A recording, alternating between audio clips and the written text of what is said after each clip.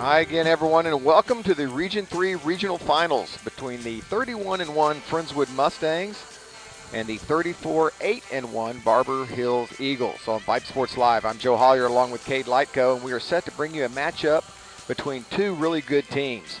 On the mound for Barbers Hill is Hunter Mercer, and Jackson Birch will toe the mound for Friendswood. Now, Friendswood continues to lose coin flips, but they keep winning games, and that's fine with me. Coach Benavides obviously would have wanted to start this series on Thursday, so he would be able to keep up his pitching rotation as it is. Instead, a coin flip has us playing today, which is exactly what Barbers Hill wanted. Barbers Hill got here by winning their first four playoff series. Round one, they took down a very good Manville team, 2-1. In round two, they swept Richmond. In round three, they beat another fellow 22-5A team, Santa Fe. Took them to a three-game series, won 2-1. And in round four, they swept Montgomery. Friendswood got here by beating Nederland in round one. Took care of Fulshire in a one-game series in round two. In round three, the Mustangs swept Port Neches Groves. And most recently, round four, they won the battle against College Station, winning 2-1. The one there is important because it's the only blemish on an otherwise perfect season for the Friendswood Mustangs. It came at the right time. Cade, you and I talked about it. We kind of had wished they'd lost a game earlier in the season because it's a lot of pressure, even though you don't think it should be, but it's there. You know, the unbeaten season, and of course everybody's trying to knock you off. But the good news is the loss didn't send you home for good. It just basically said, you got to regroup and come back, and they did the next day in a big way. Yeah, if you're going to have to lose one, like we talked about before, the undefeated season is kind of a byproduct of just the way they've played and the way they've gelled. You never set out to just go undefeated. Of course, you go out to win every game, but it's not generally a realistic goal, right? But they kept playing. They play hard. They play mistake-free baseball, and and in just that one game, like you said, at least it came at the right time. They had already secured the first win in the series. Um, Unfortunately, got knocked off in that second game, but it was kind of a little bit of a wake-up call. And the way they bounced back the following game just says a lot about that club down there from Friendswood. They jumped on College Station with 3 runs in the first in the very next game, and you kind of wondered if they might come out flat or a little bit slow, but, man, they were ready and they were up for the challenge. So in that Game 2 loss, Jackson Birch obviously started that game. He's starting here tonight. What's it going to take, you think, to get his confidence going and getting back in the Jackson Birch that we know that we've seen this year? I really think for Birch, it's just a matter of settling his nerves, settling down. He is an amped-up kid, and he's very high energy, and sometimes it's hard to channel that energy. Emotion generally doesn't make you a better ball player. You have to learn to control your emotion. It can make you more driven and that sort of thing, but if you can't channel that energy, sometimes it makes it tough to control your pitches. And he just, in his last outing, he just left a lot of stuff over the middle of the plate. And when you're facing good hitting teams like College Station was, the best hitting team we've seen, and now the team we're about to face is another very solid offensive team here. So he just needs to settle down and harness that and pitch. Work the angles, work the corners, work the levels, and pitch, not just go up there and try to overmatch everybody with fastballs. Yeah, very similar on paper. The first 5 guys in the order for both teams sport some pretty impressive numbers. You know a lot about the Friendswood guys, and I'll let you talk about the first 5 guys in their lineup. Well, it's a murderer's row, honestly. I mean, their leadoff hitter, Cameron Colley, the shortstop, is batting .445 on the year. And folks, that's .445 in a matter of 137 ABs. So that's saying something. That's a lot of ABs. This team has played 42 games on the year, so 10 more games than Friendswood has played, and batting .445, and then you follow that up with .280, so above average, but but then it's .345, .338, .333. I mean, these kids, they can swing it, and we've heard that they're aggressive. They are aggressive. There are a lot of scouts here tonight, a lot of media here tonight, several broadcasting, and then of course the regular news stations. This is a Big moment. It's the regional finals. Not a lot of teams get here, and Friendswood, on the other hand, has been here a couple of times. Only the 2008 team made it to the state tournament. They lost in the semifinals, but there's been some others that have been here and sent home. But Friendswood's hoping that this is their moment in the sun and they can get through this round and head to the state tournament. Have not made reservations yet, Cade, but that's coming shortly, especially if we can get a win here tonight. Man, would that be something? I'm surprised. I'm looking out here now and just realizing that we knew both teams were royal and white, royal blue and white, but both teams actually have the royal jerseys on. So surprised there wasn't some coordination with one team going with the whites, but this could get interesting. That could get interesting. Yeah, normally that's taken care of. And, of course, if it came to a coin flip, we would have lost it, so we'd have been wearing the different jersey. So obviously they didn't flip a coin. I'm telling you, a blind barefooted monkey could flip a coin better than we could right now. And I don't know what it is. It's just something that we've never had much success in winning coin flips. We're the visiting team tonight. Sorry. Just going back to the blind barefooted. I mean, aren't monkeys generally barefooted? I don't know. Oh, not man. Necessarily. Maybe not. I don't know. Oh, that's a good one. But, I just have known over the years, like, good grief. We had I think we're one of the few teams that had a one-game series because we lost a coin flip. Took care of Fulshire when we did that. But, it happens. And I just once I'd like to win a coin flip. Although I'm fine with this losing them because we keep winning games. And if that's if that's our MO, then that's fine. Let's keep doing it. Yeah, and I think Benny has typically deferred the flip. I mean, I don't know that for a fact, but it looked that way the other night. And I think he's just allowed the other team, hey, you call it, and then if they're winning, I don't know. I mean, maybe not, but yeah, if it ain't broke, don't fix it. So. Well, I see a lot of our guys with bats, so I'm assuming we are going to be visitors here tonight. Real quick, nothing's changed. Benny's creature of habit, and like I say, if it ain't broke, don't fix it. Newkirk will lead it off. Winkler will play left and hit second. Pacheco will hit third and play short. Dylan Maxey will hit cleanup and catch. Boots Landry will hit fifth and play first base. Devin Andrews will hit sixth and play third base. Michael Wright will DH for Jackson and hit seventh. Landon Montemayor will play right field and hit eighth. And Reed South will play second base and bat ninth.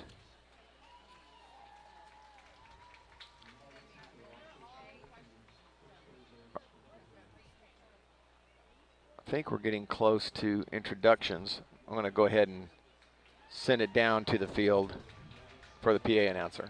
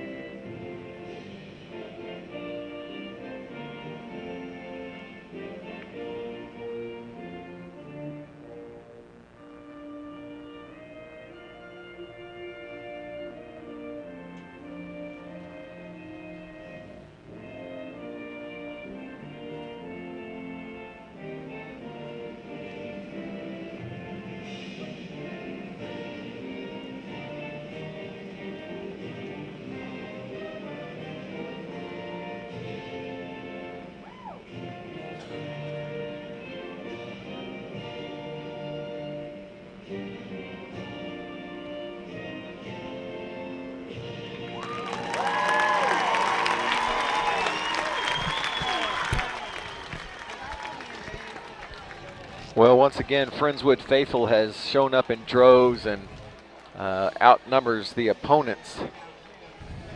I would say 2-1 at least.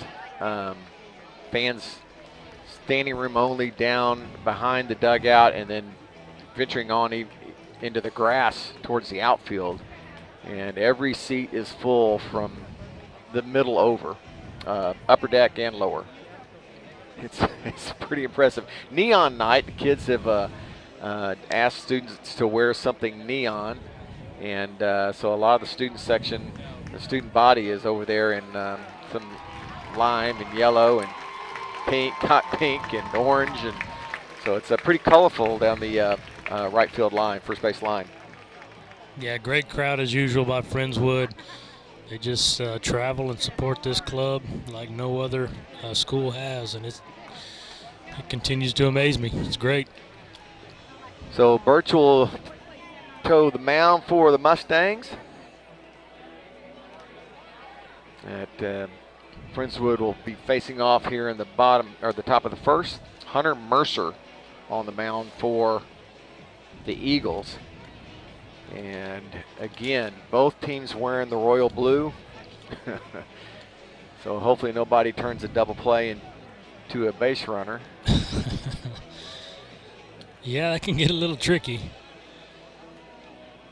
I haven't seen that very often, so let's see if it plays an effect. We got some looming storm clouds here. I'm hoping they stay a little bit north and just slide on by. The shadows are kind of creeping out over home plate now, so. Yeah, everything off to the left, down the third base line and towards left field is pretty dark. And it seems to be creeping this way. I have not looked at the radar recently, but I know there are some storms out there. 60% chance of rain has been forecasted all day long. Just kind of depends on where you're going to be. And then it doesn't get much better for tomorrow or the next day, so it could be an issue going forward. Newkirk's going to lead it off for the Mustangs, a 303 average, 427 on base percentage, and a 444 slugging percentage.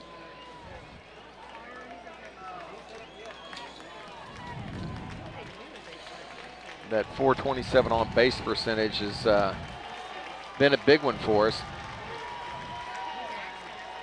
Scored a lot of runs, 42 runs on the season, 22 walks, only 5 strikeouts. Broke the single season run record in the last game versus College Station. And the first pitch is in there for a called strike. Looked like outside. I'd rather have a big strike zone. Yeah, I don't think Newkirk thought the same way the umpire did on that pitch. Kind of an interesting windup from the pitcher here. He's got a little hitch in his windup, a little pause on his rocker step there. Off-speed curveball fouled away. Kevin's down in the count now, 0-2. Doesn't seem to be throwing particularly hard. Might kind of mess. You know, we know how Friendswood can be with a slow pitching, and especially with that little hitch in his windup, it might really mess up their timing here. We saw College Station try a lot of different things, including quick pitching. Newkirk lines this one out to left field. Lots of room out there. And out number 1. Catch is made by Jace Martinez out in left field. And there's one away.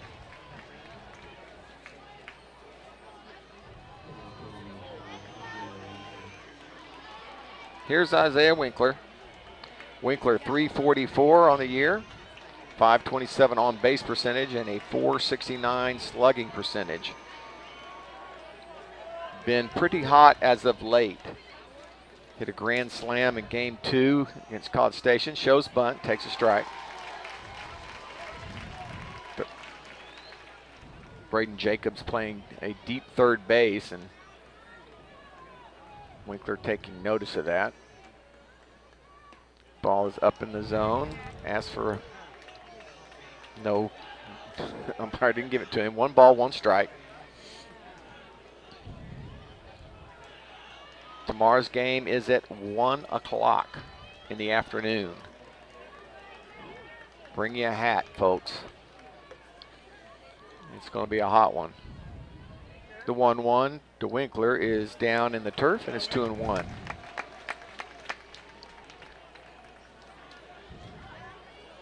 So Winkler has shown patience at the plate, and he's continuing to do that here, laying off some tough pitches now, working it back in his favor. Hitters count in the hole. Nice stab by the third baseman. The throw across gets him in time. Jacobs with a nice grab over there. And there's 2 away. Yeah, it really was a shot to his left there, and number 7 there, Braden Jacobs at the hot corner. Cut that ball off before it found the hole there. So we've had rumors that Eagles were not going to pitch to Pacheco or Maxey, but here's an open base. And they set up away, and that's where it is. It's ball 1. You just got to be patient if you're Pacheco, if you're Maxey. Realize you may only get one pitch in an at-bat to hit. May only get a couple pitches in the game to hit. So you just got to look for that. Pitch in there for called strike. Lights are on here. They've been on ever since we got here, actually. So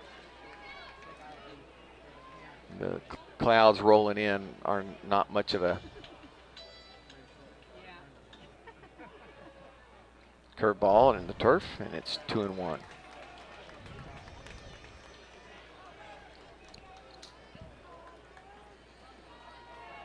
Yeah, check way up in the box. He's up tight to the plate and way up toward the pitcher. 2 balls, 1 strike to Pacheco. Lefty versus lefty. That curveball comes around and doesn't get a call. It looked pretty good from here, and it's 3-1. Yeah, looked like a good pitch. Made it just dropped a little bit out of the zone. Maxey waits on deck. 3-1 smoked up the middle for a base hit. And that kid just continues to show what all the pomp and circumstances about surrounding him. He can just flat out hit, y'all. Here's Maxey, 367 on the year, 468 on base, 756 slugging. And his playoff numbers, like Pacheco, are even better. Gaudy. Unreal. First pitch to Dillon, smoke down the left field line, foul. Would have been extra bases had it stayed fair. Yeah, he was sitting on it. He was ready. Got a good pitch to hit there. I'm sure he'd like to have that one back, but he was ready for it. Isaac makes his way back to first base. With 2 outs, he was off and running. Pretty big lead over at first. Yeah, I expect to see a throw over here, at least step off. Comes home again. And this pitch is up and in for a ball. 1 ball, 1 strike to Maxey.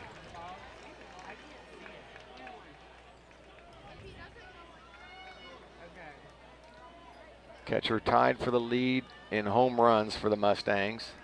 Leads the team in RBIs with 51. Curveball way off the plate. And it's 2-1. Maxey 2 for 2 the last game with 2 intentional walks. He reached base all 4 times against College Station. And they come inside. Oh, he gets an inside pitch call, and it's 2-2. Yeah, they were working Maxey away after that first pitch, away, and then he came right back in with a fastball into the hands. Good pitch. 2 balls, 2 strikes, 2 outs. He'll throw over. And Pacheco's back easily. Yeah, Check's been getting his time in over there. He's definitely got a big lead. Probably a good 11, 12-foot lead over there. So there he goes. Hitting the right center field. Deep ball, long run for the right fielder. It keeps carrying in. He made the catch on the run. Robs Maxey of another RBI. Blaine Huntley on the run over the shoulder. Great play. And the outfield showing up. So a couple of nice plays for Barbers Hill. And Jackson Birch will head to the mound. And we'll take a break. Be back with the bottom half of the inning after this.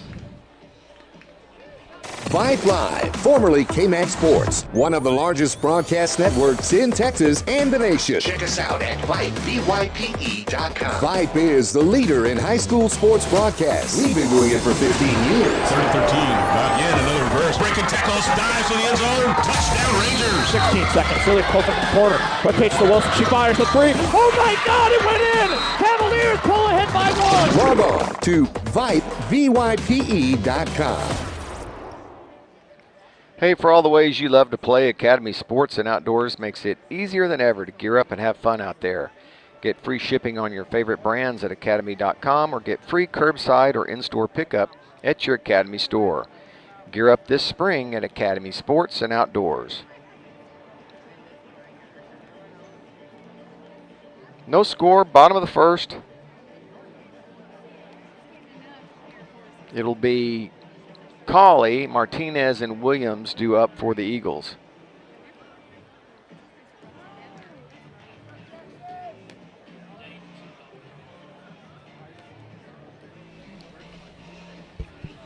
Sorry, what were you saying?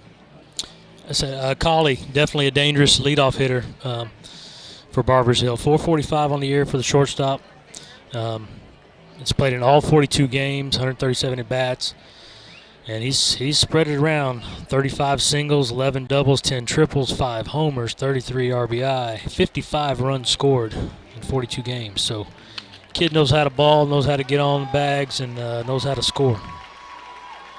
Dad's one of the varsity assistants for Barbers Hill, and Cauley, pretty well known in this area. Good ball player. Shout out to Nick Crow and his clan, his mosquito authority. If you ever need a guy to come get rid of your mosquitoes and like this time of year, give that guy a call. Hey, Nick, good to hear from you guys. 1 ball, 1 strike to Cauley.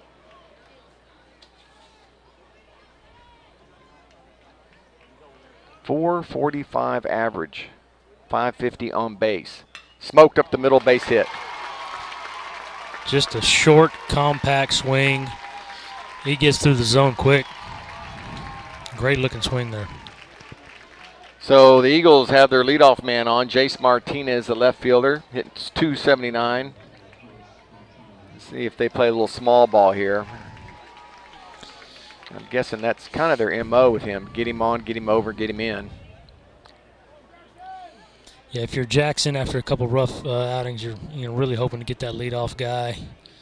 We'll see how he comes back here. Throwing from the stretch now. DA in on the corner.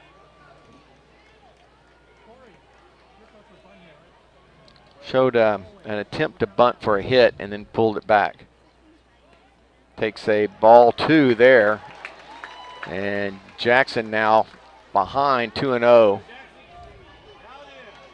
And this is what we worried about. This is where he got in trouble last time. Just got behind to some good hitters. And he's not missing by much, Joe. He's just down in the zone a bit. I think he's showing a little frustration here, kind of looking in the dugout at his coach. Asking for a little help. 3 balls, no strikes.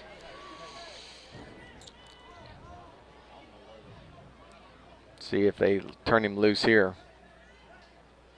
And ball 4 inside. So worried about the bunt.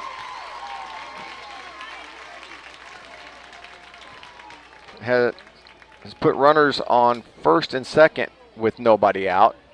And brings up some dangerous hitters. Here comes Brody Williams, the catcher, .345 on the season. .521 on base percentage and a .460 slugging percentage. Hits from the left side. It'll be lefty versus lefty.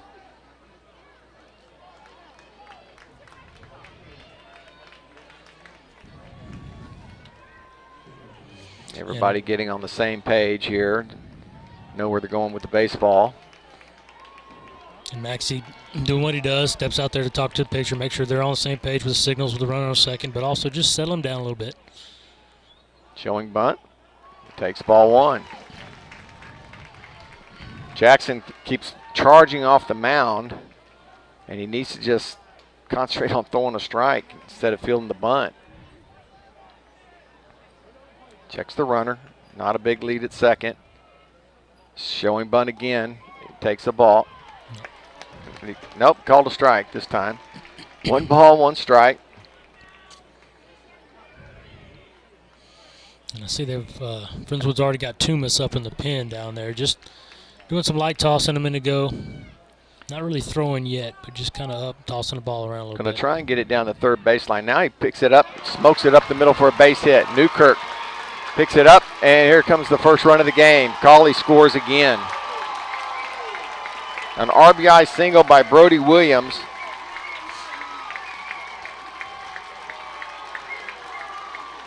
And still nobody out.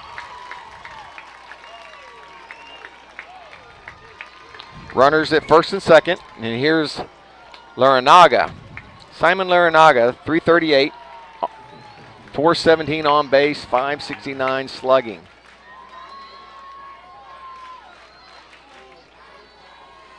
And again, Joe, we're seeing the same thing, working behind the count, having to come across the middle of the plate, and just, they're hitting it. Curveball off the plate, and it's ball one. Jackson continues to look into the dugout for help.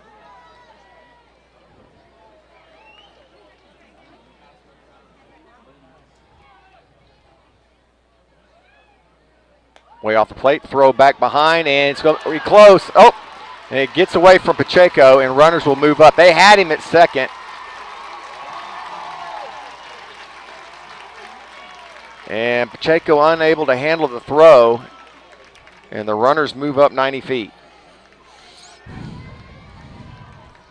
And again, we're behind a 2-0 count here, so second and third, still nobody out. And hitters count, looks like they're going to go ahead and put him on first here, so load the bases up.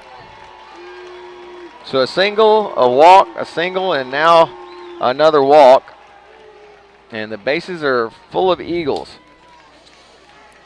One run already across, still nobody out in the inning. Yeah, with Rathan Malone coming to the plate, you're still not out of the woods yet. The 333 hitter on the year and 129 at bats, so another kid that knows how to handle it, a 918 OPS, so he can do damage. And there's ball one to Malone.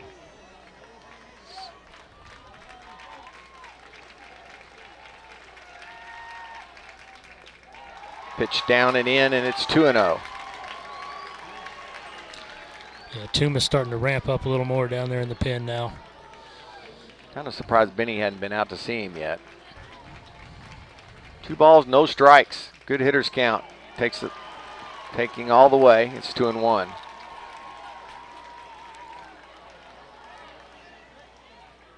Yeah, 15 pitches so far and only 5 strikes, so struggling to find a zone. Hasn't been missing by a lot, but still got to find it. Middle infield is back. DA catches it, touches the bag. Yeah, nice play by DA there. Hot shot to the corner. Snagged it just before it hit the turf. Quick to third, but the runner got back quick. Good base running by young man on third base there. He'd been better off having it squirt out of his glove a little bit. Yep. I think it was hit so hard, he didn't have time to do anything but react and catch it.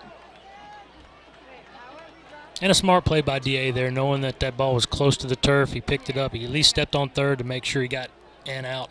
Here's the DH Campbell. Swinging first pitch, fouled to the right side. It's 0-1. So Campbell, a 291 hitter on the year.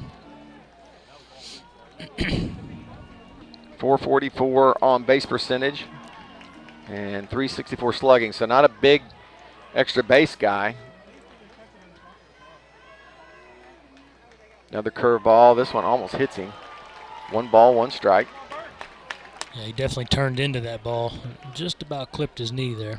Middle infield is back. Boots in on the grass in the infield. Fouled straight back, and it's 1 ball and 2 strikes to Campbell.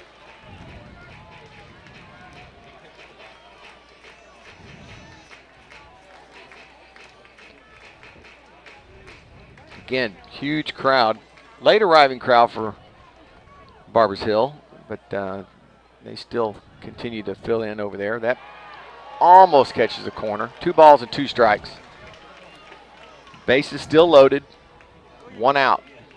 Jackson trying to get a ground ball here and get out of this inning.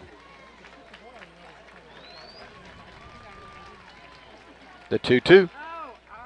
Swing and a miss. And there's 2 away. Yeah, nice curve by Jackson Birch there. Took a little off of that one and got him to swing right over the top. Here's the third baseman, Braden Jacobs.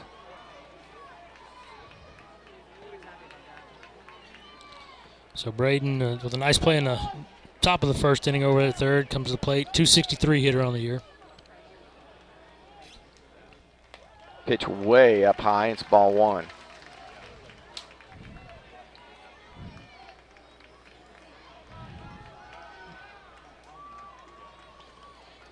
Two hits and 2 walks in the inning.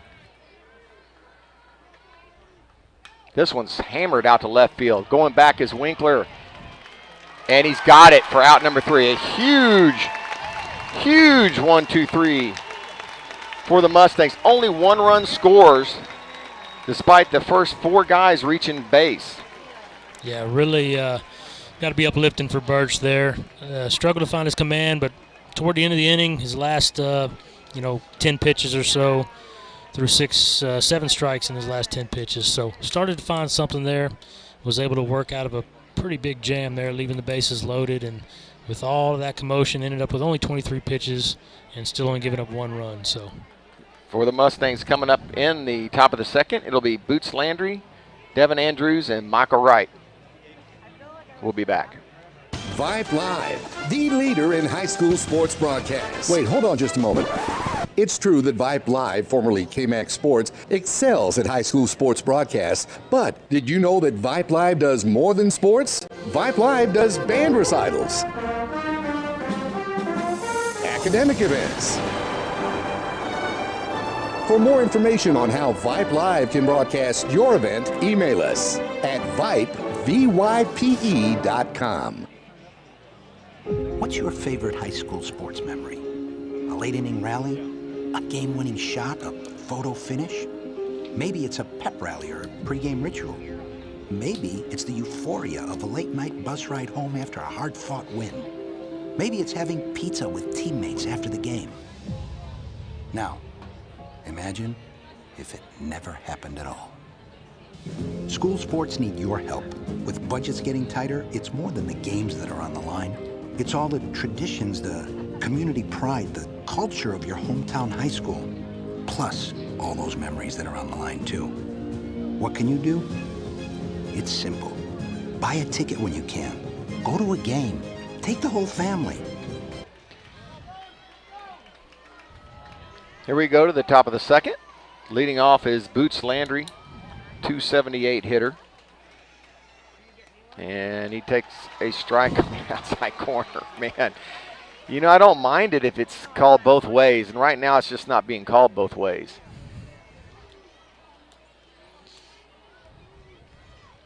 The 0-1 to Boots. Curveball hit right at the shortstop. He knocks it down. Great play by Cauley. Pulls him off the bag, though. Yeah, Cauley, he had time. Outstanding play, and he really did have time. But, you know, I mean, it's the first time you've seen a team all year. You don't know all the players. You've got that internal clock in your head that was, ball was hit deep in the hole, or not in the hole, but deep up the middle. Made a great stop, and just, he's got that clock running saying, I got to get up, I got to make this throw. And probably had another second to set his feet and make the throw, but still an outstanding effort. It will be an infield hit for Landry, and it will bring up Devin Andrews, the Mustang third baseman. And I was telling you before the game, watching DA and BP, man, he was stroking it. He was hitting some lasers out there. So I expect big things from number 6 today. Good slow breaking ball in there, drops in for a called strike, and it's 0-1.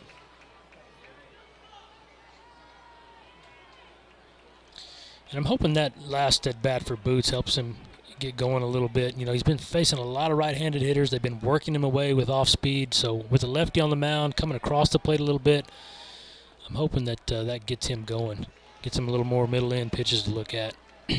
DA shows bunt, pulls it back, evens the count at 1-1.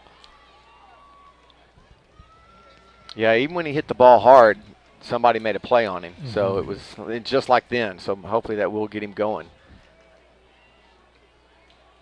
1 ball, 1 strike, nobody out, runner at first. The long look, DA takes an off-speed pitch in there for a called strike. Good pitcher's pitch there. Yep. Not much he was going to do with that, just a great location. Bottom of the knees on the outside corner. Pretty big hole on the right side.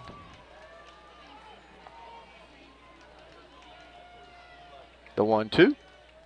And got a piece of it, but the catcher hung on. And DA goes down swinging for out number 1. Here's Michael Wright, the DH, hitting .290. 375 on base percentage, 391 slugging, hitting from the left side. Lefty, lefty. Again, nothing overpowering. No, not from at all. Mercer, I mean, just mixing it up. Starts him with a slow curveball. Doesn't get the call this time.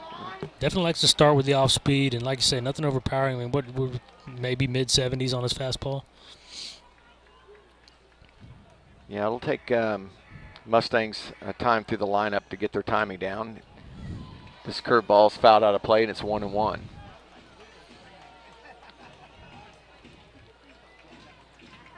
Again, we are audio only. That's why you see a picture of the Friendswood High School baseball field.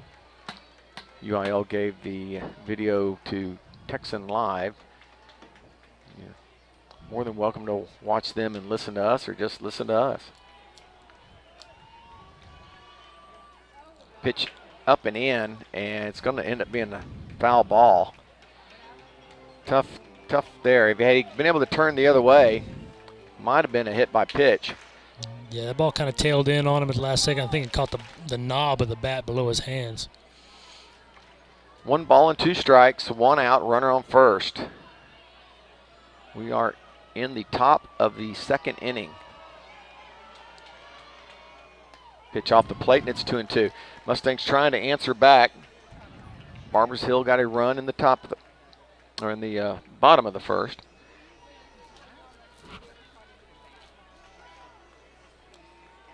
We are at the University of Houston Cougar baseball field. Curveball got him looking. Back-to-back strikeouts after Boots reached with an infield single. Yeah, just a good curveball there. Michael Wright kind of gave up on it, kind of jumped out of the hand, but it kind of backed up and got over the plate again, and just a good pitch. Here's Montemayor. 262 on the year.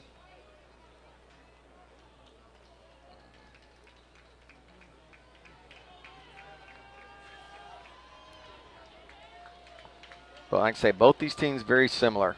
Numbers at the top of the order close, and numbers at the bottom of the order extremely close. Montemayor looks at strike 1.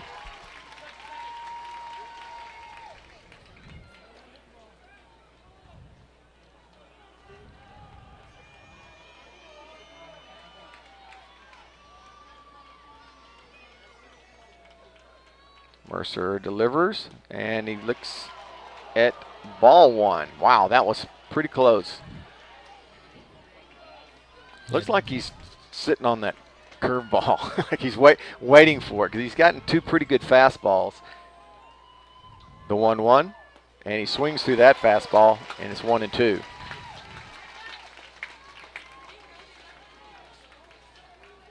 Yeah, just a little early. Again, trying to get that timing down. Swung right through it there. 1 ball, 2 strikes, 2 outs. This one's fouled straight back.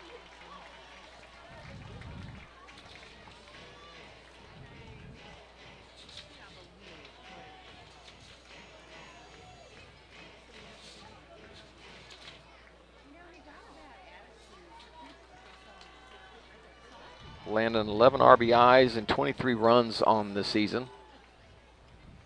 Trying to keep the Mustang rally alive. Curveball just off the plate. Yeah, tried that backdoor variety there. Tried to bring it around the plate and catch the back black, but umpire was right on it there. Didn't miss by much, though. Did not miss by much. The 2-2 to Montemayor. Hammered inside the line, down the right field line. Boots is around second, headed to third. He might score. He could score, and they're going to hold him. Oh, my goodness, they had a shot. Yeah, good hustle by the right fielder there, but what a great at-bat by Landon Montemayor. The kid continues to have just quality ABs. Even when the production hasn't been there, he still had quality ABs, and just another excellent effort right there Down in the count with 2 strikes.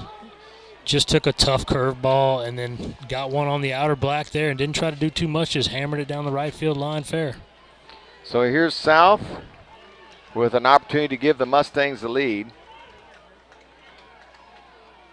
Boots hustling all the way over to third base, landing with a stand-up double. No, and we're going to have somebody run for... they're calling time for a minute. I don't know if it's a... I think it's for Boots, a pinch runner. I think they're calling a lightning delay, maybe. The players are leaving the field. No. There's an official with the U of H shirt on out there, and I think he's come out and maybe they use the WeatherBug app or something like that with lightning within 10 miles or so, and looks like they're going to postpone it for a second, or delay it, I should say. All right. Well, I will make a note here on the screen that we are in a rain delay, or a lightning delay, if you will. And I did not see any flashes of lightning, so it must be, most of these parks these days, for the safety of, the kids and the spectators, they do have some sort of weather alert system at them to help with this situation. So it probably alerted them, and by rule they have to, they have to follow a certain rule for, usually it's for every lightning strike it's 30 minutes or something like that. So from the last lightning strike before they can resume. Well, we'll take a break and come back whenever the umpires say it's okay to play.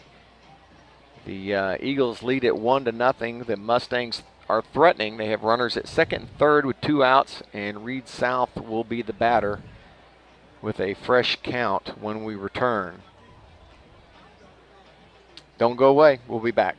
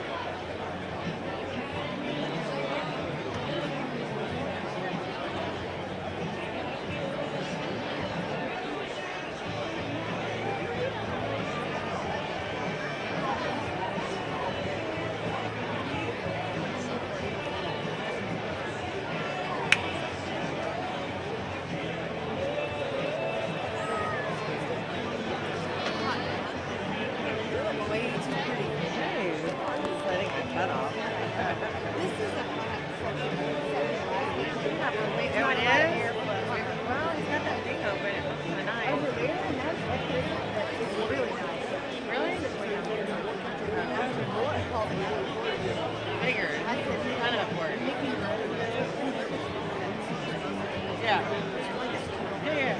Yeah. So I was like, I know you're already having any chance to say, plastic cover.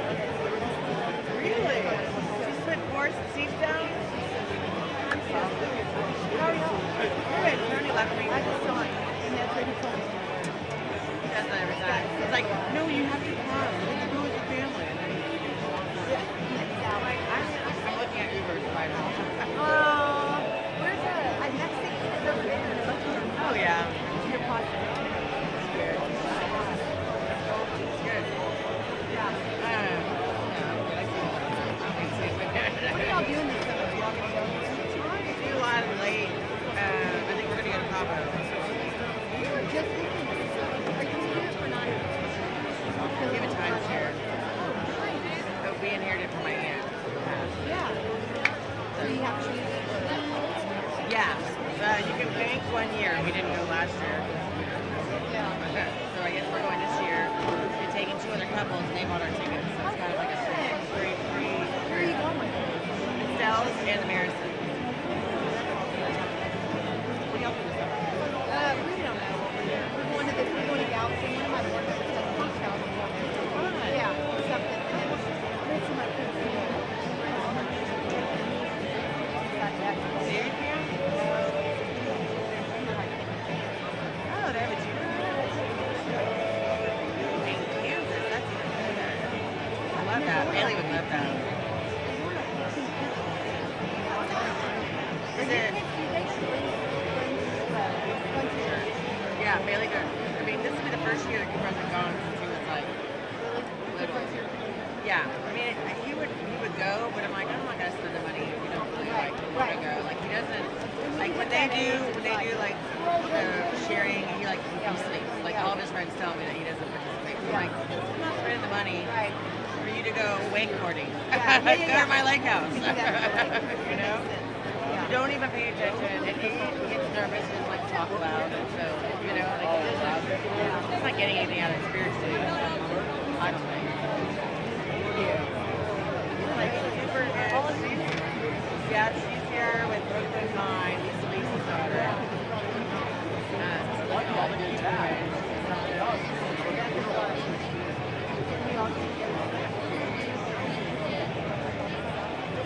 Yeah. Yeah. Did she go? I don't think I'm going to go to the next game. But tomorrow I got to take Bailey to go to team camp. So I was like, yeah, I said, Tony, I want my tickets to go to a high school game. I don't want to go there. Like, you know, they want to go to these games. They don't get tickets because all the parents are buying them.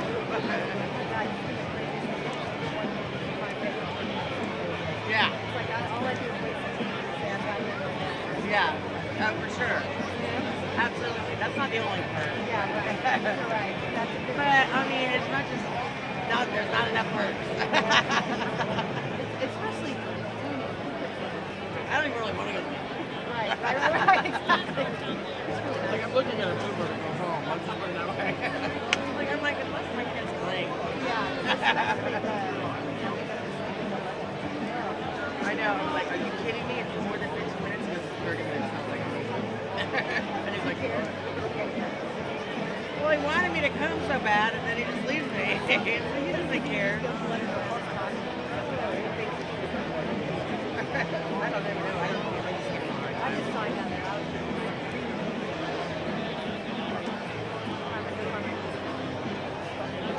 Right here. Yeah. I hate these. I don't even wear them. Amateur's not wearing shorts right now. No way.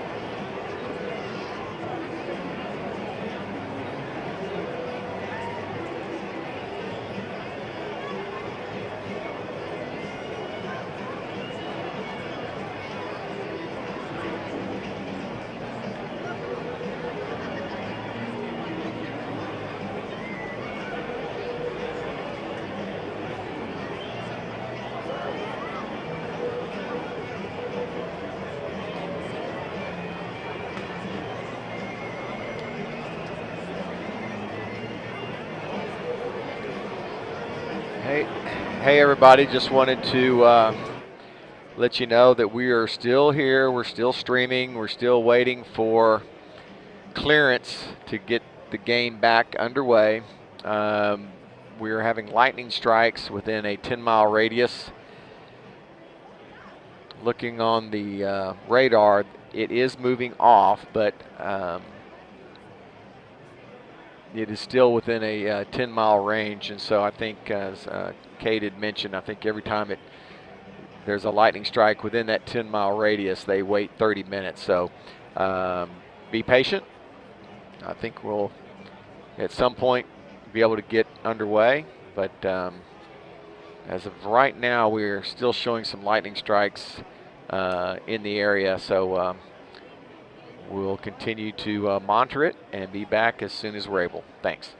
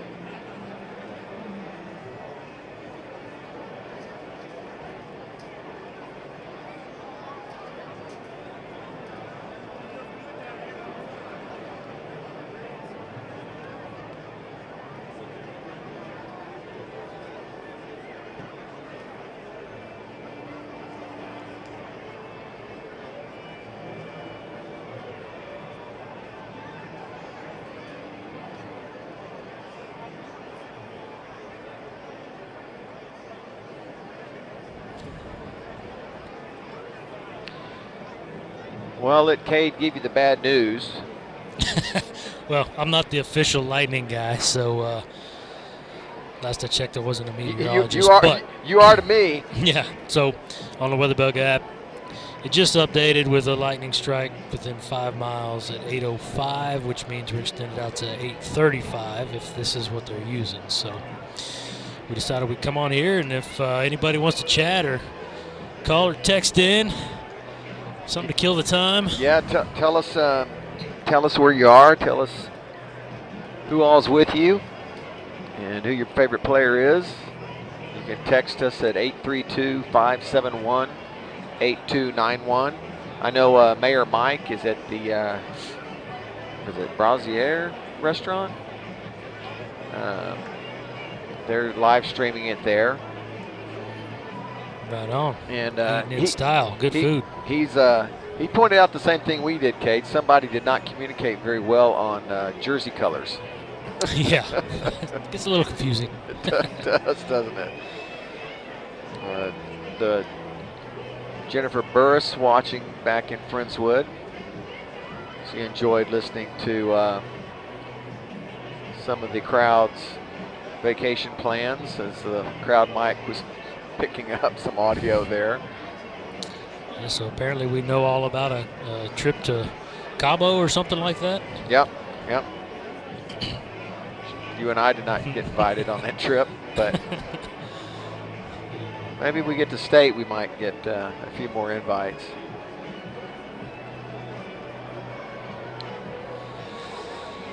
Well, Aunt Courtney's favorite player is, of course, Jacob.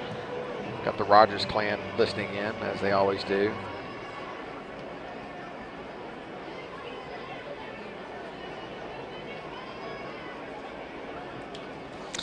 Well, if anybody wants to text my number, you're more than welcome to. It's 1-800-976. Oh, wait, no, I'm sorry. It's 832-256-4767. Harrison Vera back in his backyard, tuning in.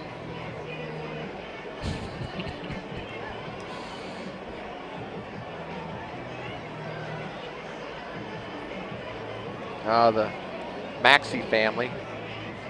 Summer, Don, and the boys watching from home in Collinsville, Oklahoma. Go Dylan.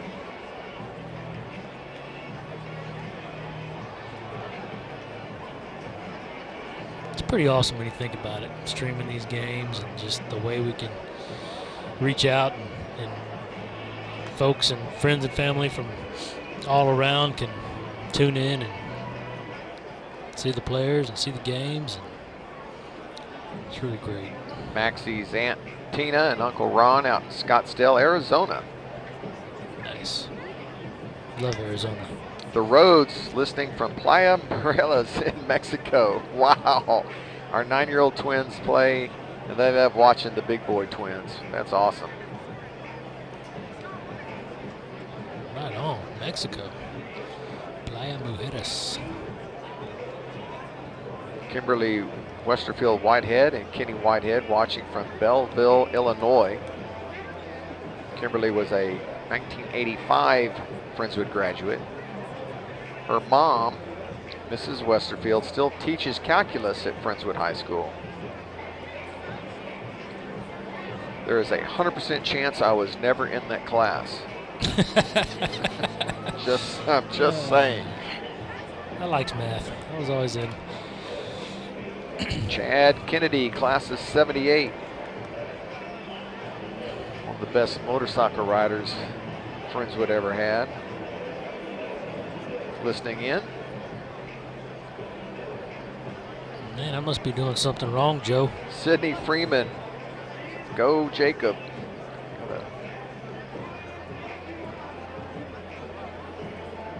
My phone's quiet. I must not have done it right. Anna Griffith in Friendswood. Hey, Anna. Need you here for good luck, girl.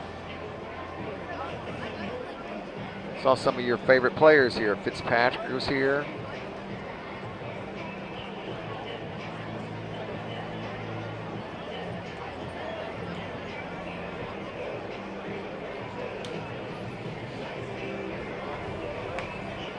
Oh, here we go.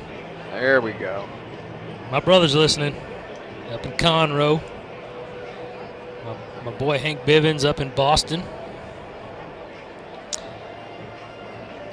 He says they've got a pretty good team here in town. You may have heard of them, Red Sox.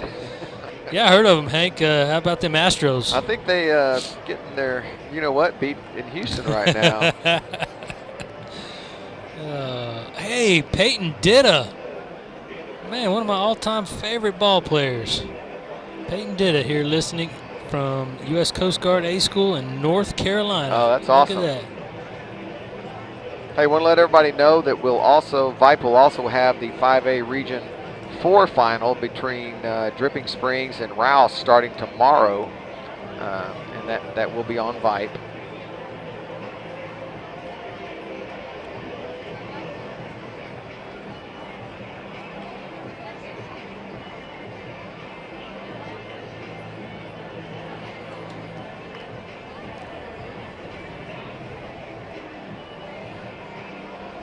You know, they say in marketing you're supposed to say your number 3 times in a row and it makes people remember, so maybe I should have tried that when I gave my number out.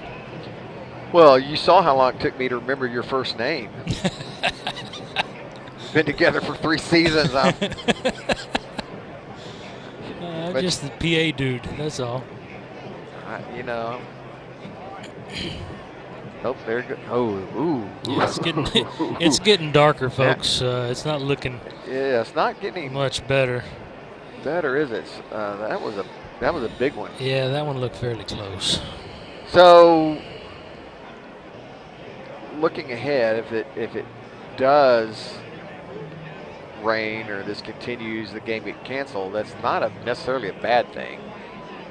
That would put Friendswood back on their usual pitching rotation. Yeah, game's definitely not official yet, being only the bottom of top of the second inning. So, ooh, that looks like it's gotten even more in the zone. Yeah, Joe, just quit side-eyeing my phone over here and let the people know the bad news. Boots Grammy is listening in from Galveston. A high five Boots before the game. He's off to a good start, Grammy. Mendeville's listening, and Parker is listening aboard the USS Truman. Check that out. Retired FISD trainer Joel Hanneman tuning in from the Hill Country. And want to let everybody know that the Astros and Red Sox are tied 1-all in the top of the 3rd. All right. Go Stros.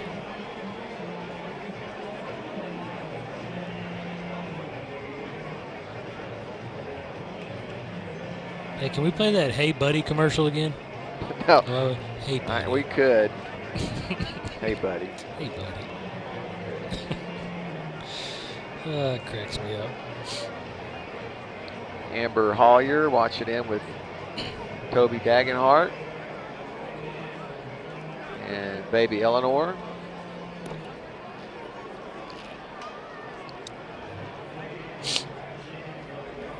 Nick Crows says you're dead right about the rule of 3 for marketing. Okay, well, let's try that again. So, folks, if you're out there listening and you're bored and just don't have nothing better to do and you want to call or text in, call or text 832-256-4767 today. That's 832-256-4767. One more time, folks, 832-256-4767. And get your words on the broadcast. There we go. How was that? Well, let me see. Look, you're already wow. already blowing up. Dude, marketing works. Marketing. Okay, this from Candace Metz. Will y'all start a TikTok rain delay dance battle? Well, if you've ever seen me dance, that won't be me, but grudgingly I'm sure almost the teams would accept this offer only because I know Cade's injured. I'm healing. And I still cut a rug. The amount of his moves may be limited.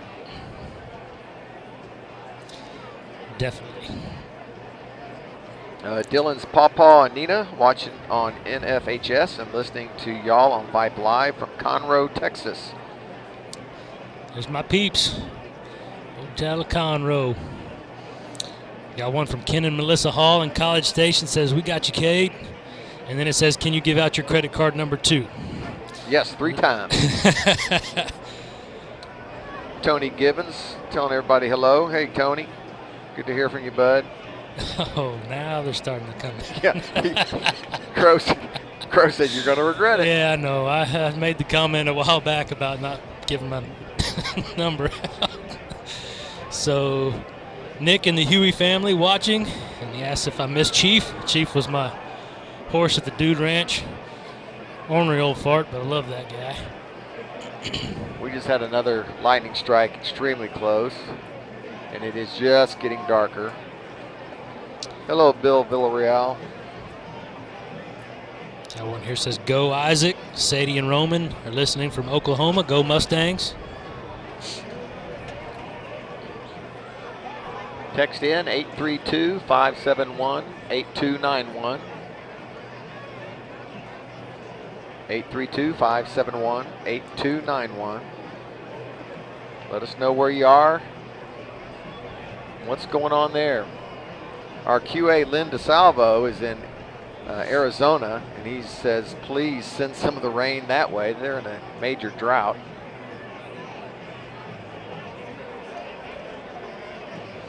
Got Joe Russo texted in, about to head west on I-10.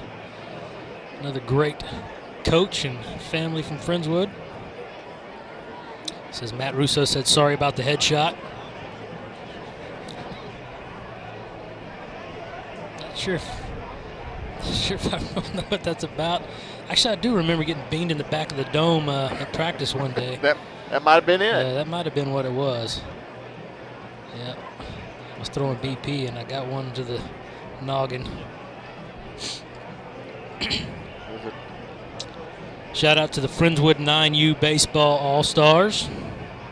Congrats, young men. Keep playing hard.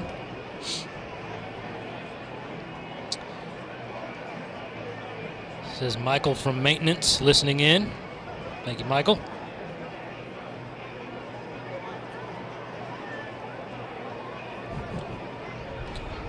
Is from Alvin, Texas, hoping y'all get that win. So speaking for the entire town of Alvin. Right on. I like it. I'm hoping these gloomy skies move on. It is not looking really nice out there.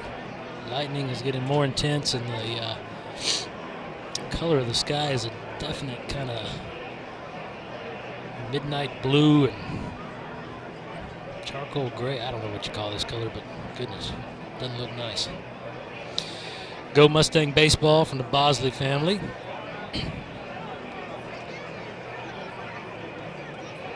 Joel Hahnemann, class of 2011, like father, like son, tuning in on the road on Highway 6. Ooh, man. Ooh. Yeah, it's wow. Lightning's guys. getting We are not getting started anytime soon. I promise you. People are starting to scamper a little bit, heading for cover or something. Says, hey, third time's a charm. April Birch listening from Massachusetts and pulling for Jackson and Cooper Birch. Go Friendswood. Thank you, April. Hey, all right, my in-laws, the John and Vicky Middens, they're there with their good friends the McGee's listening in from Friendswood. Taking a little out-of-town vacation. I hope you guys are having a good time out there. Friendswood, from Fredericksburg. Fredericksburg is a lovely place. Love it out there. Lots of good food.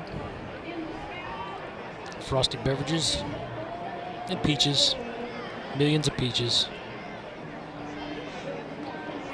I continue to get requests for GameChanger.com. I'm not allowed to accept anybody. One here says Go Mustangs from Christy Walton, listening from Webster, 1995 alumni. She says don't get zapped. We will do our best. That would not be good.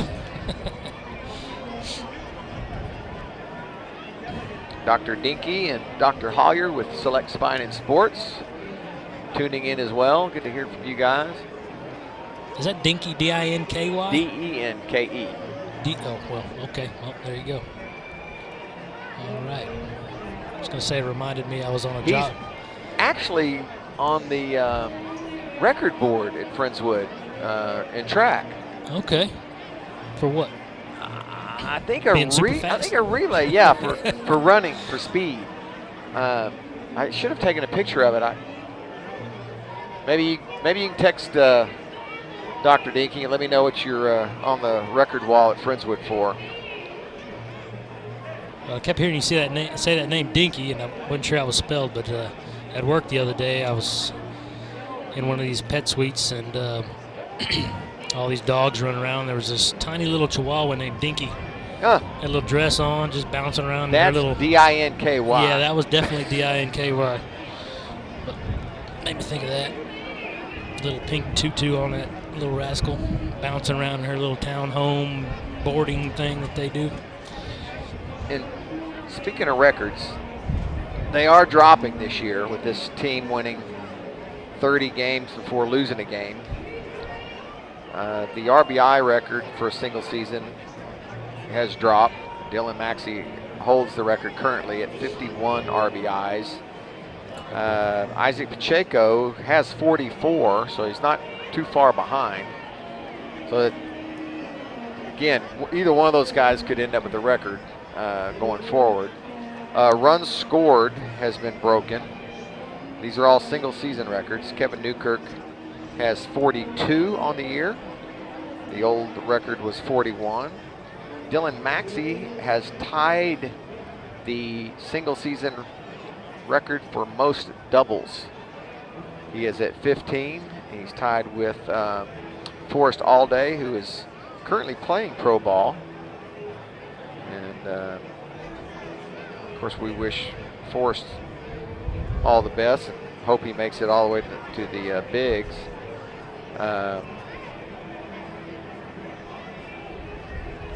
Home run records not in jeopardy.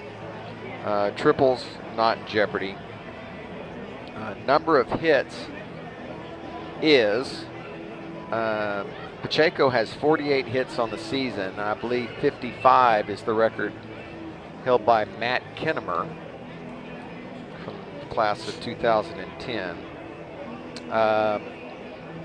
Batting average, D. Trecca holds the record. That one could fall. That could fall as Pacheco is just ahead of him currently. Now, and how many games was that for the batting average? Do you know? I don't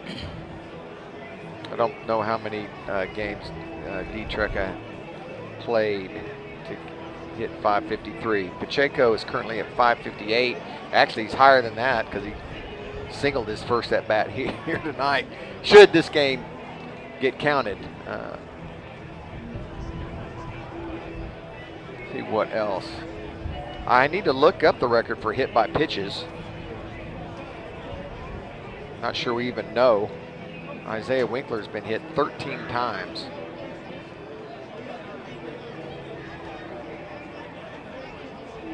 And he is, other than Pacheco, the only Friendswood player with a on-base percentage over 500. Maxey's close, but just Winkler and Pacheco are over 500 on the on-base percentage.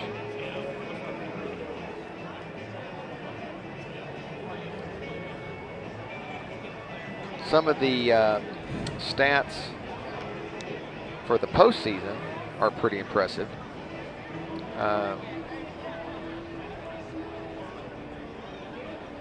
Dylan Maxey already has 10 hits. 8 of his 10 hits are extra bases. 6 doubles, 2 home runs, 17 RBIs. He's hitting .526 in the playoffs, a .690 on base percentage, and a 1.158 slugging percentage.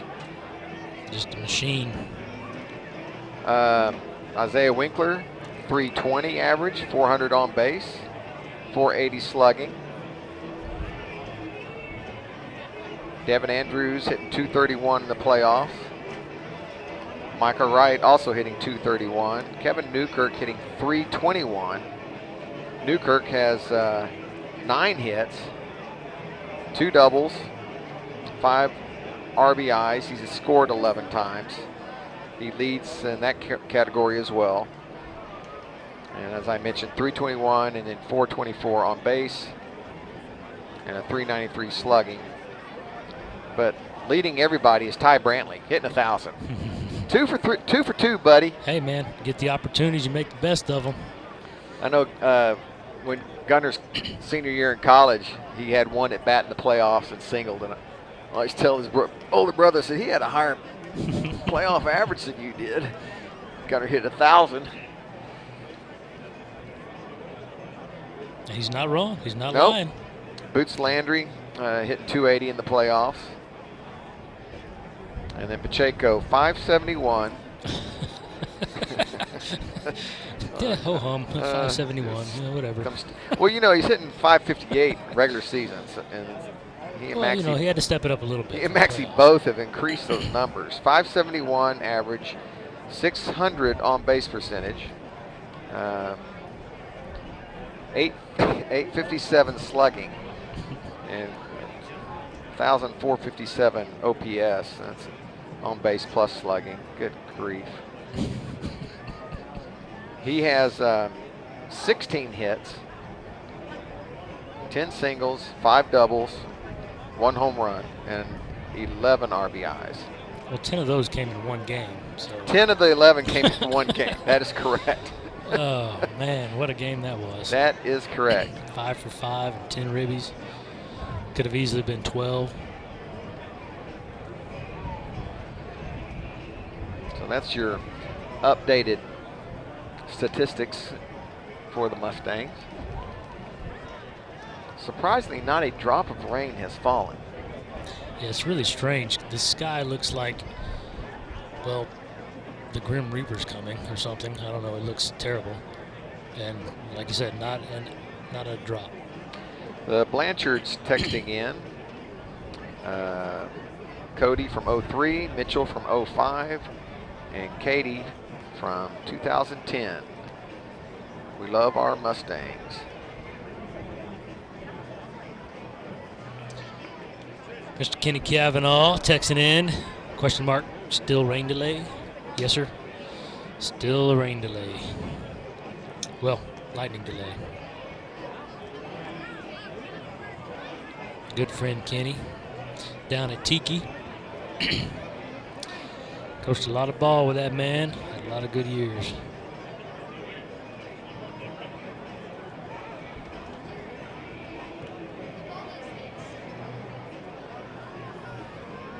Yep, another lightning strike. All right, well, we'll kick over a couple of ads and take a break. And hopefully come back with some clearer skies here shortly. Be back in a bit.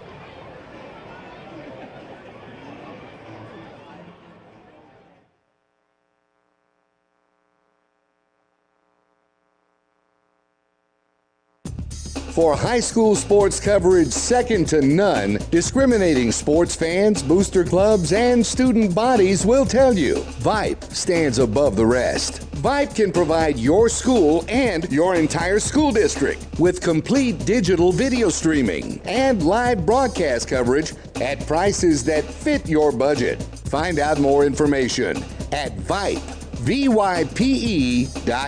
VYPE.com.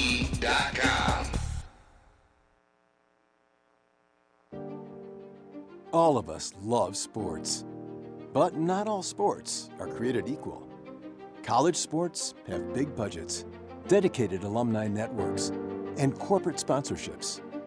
Professional sports have even deeper pockets, millionaire owners, lucrative TV and radio deals, and merchandise sales. High school sports have you. Everyone agrees high school sports give us plenty of reasons to cheer. And now's a great time for us to give back. Supporting your hometown high school won't cost you much, but it will go a long way to ensuring the games we love the most are here to stay. Texas high school sports. They're good for our kids, good for our community, and best of all, they're good for you. This message presented by the Texas University Interscholastic League and the Texas High School Athletic Directors Association.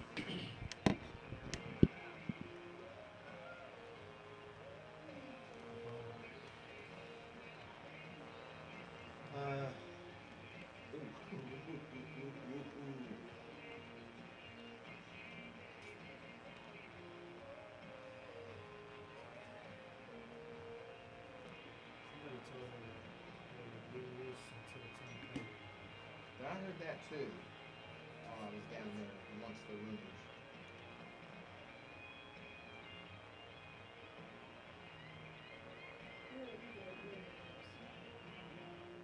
So what do you know about the rule if this gets postponed? Do they slide everything back a day?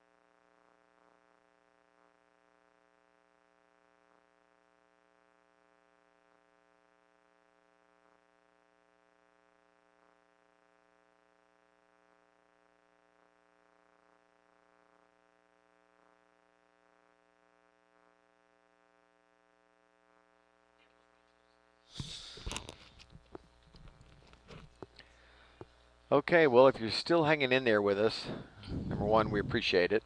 Yep. We're still waiting it out. We are still waiting it out here at the University of Houston. It is raining. We just had another lightning strike, and so we're at least 9:30 now. 9:38 according to WeatherBug. And I see a U of H official leaving the Friendswood dugout, heading over to Barbers Hill. Benny's clapping his hands. I don't know that anybody's packing up. Are you seeing anybody packing up? No, I thought I heard him just yell 9:30 though, so maybe they're gonna try to get going at 9:30.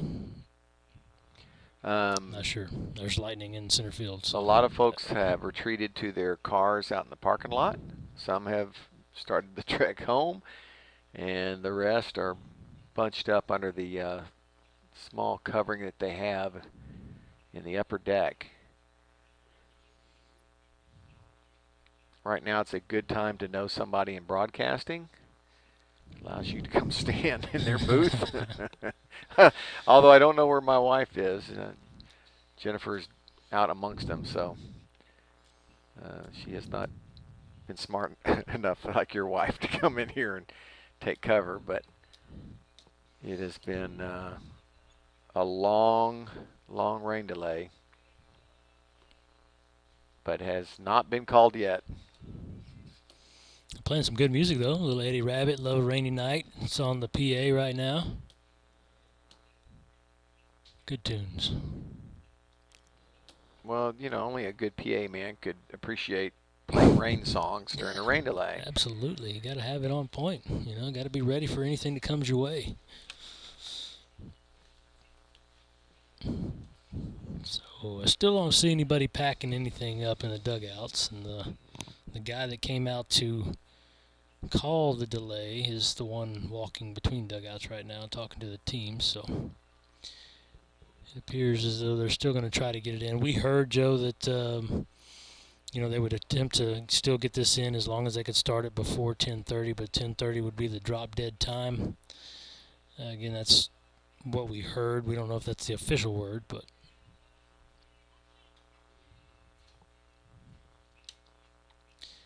yeah, but that rumor was going around out there. You're correct. Yeah.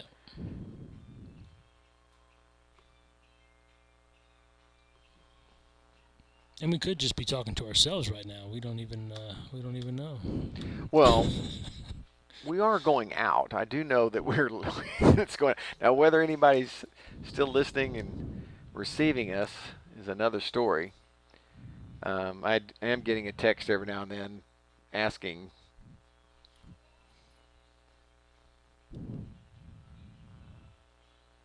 if we are still in the rain delay. So I think a lot of people are just thinking maybe it's easier to text us than tune back in.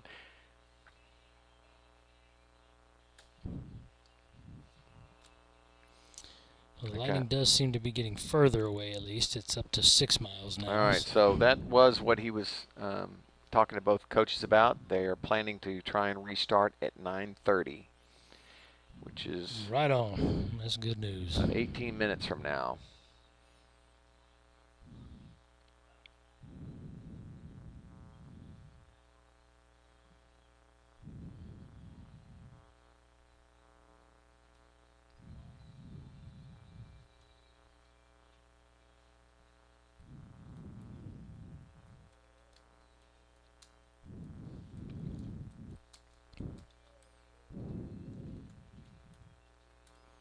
I will say, though, we are still having rainfall here. But, you know, maybe they have better weather forecasters than we do.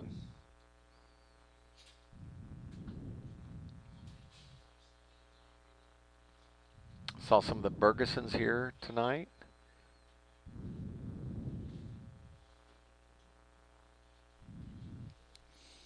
Understand Jill Bergeson just had a daughter living in Utah. Congrats to all you guys. Gosh, she was such an awesome athlete. And evidently she married a football player who's as tall, or if not just a little bit taller than she is. So the athletic gene in the Bergensen family will continue on. Cody Bergeson holds the all-time run record for career. Now that could be something somebody's getting close to as well. Pacheco may, not sure what his numbers are, but he's played all 4 years. Yeah. I'm guessing he's very close, if not past that, but I don't know what Pacheco's career numbers are for runs. I believe the record is 70. And he has how many already this year? 30-something, right? So he's more than halfway So, in yeah, one season. Yeah. He had a pretty good year last year. Well, but he missed, He did miss. Missed most of 2020, right, like everyone else, so,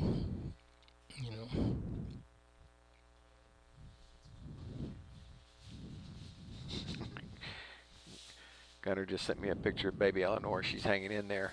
She's trying. That's a sleepy-eyed baby right there. Sleepy baby. I can't take it. I hear Coach talking. It's putting me to sleep.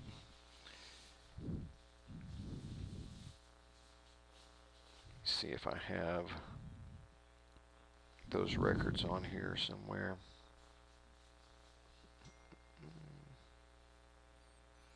The rain is definitely lightening up, but the lightning's still flashing among the clouds off in the distance. So.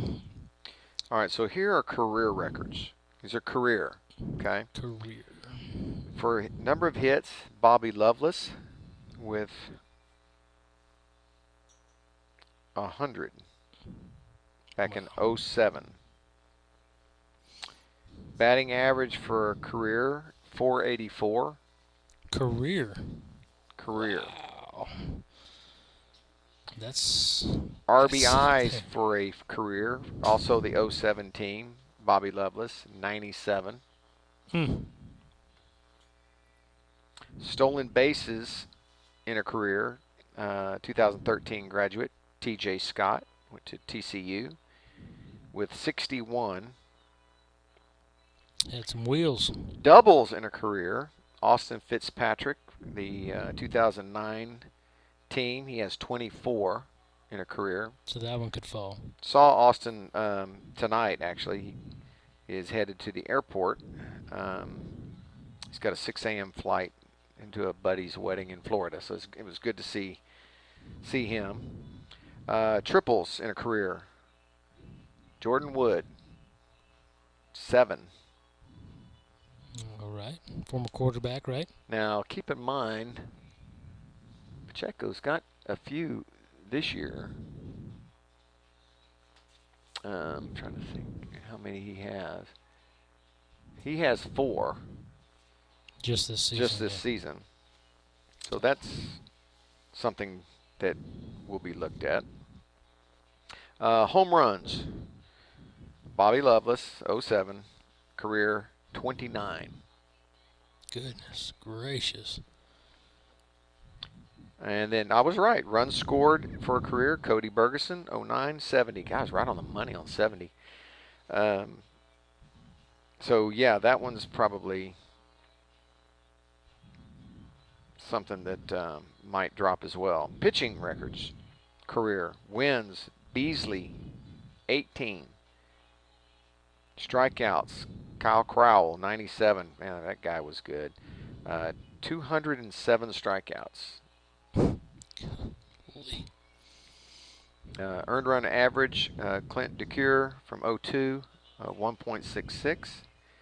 And then innings pitched, Jordan Wood, 157 innings. Yeah, we threw him a little bit. Jordan played on my select team, but because he's Mormon, he would not play on Sunday. And that was the deal I had with his dad. So it's fine by me.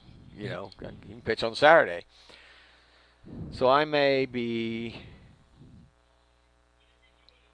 hold the most second-place trophies in the history of Friendswood. Because Jordan would always get us to the championship game, and then, you know, every now and then I'd squeak out a a win, but I got a lot of second-place trophies at home. But, man, that guy was a great athlete. We came in second in the World Series as 10-year-olds. Hearing some cheers from the crowd. The coaches are out meeting with the official that called the game earlier, so it looks like maybe they're about to try to get it going. Teams I just are saw coming down the lightning in field. center field. I didn't see anything. I'm just saying. If you don't see it, it didn't happen. Oh, yeah. It's camera flashes. There's people taking pictures out there. Out in center field. Mm-hmm. Yeah. Well, again, it's 9:19. They said they were going to try and start at 9:30. Players are taking the field, getting a jog in, stretching, starting to throw. So I would imagine, barring another lightning strike close by,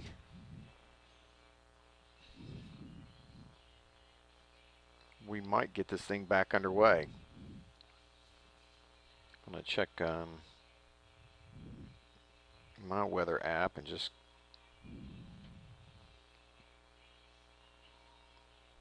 yeah, with light rain in the area. Most of it is just to our north.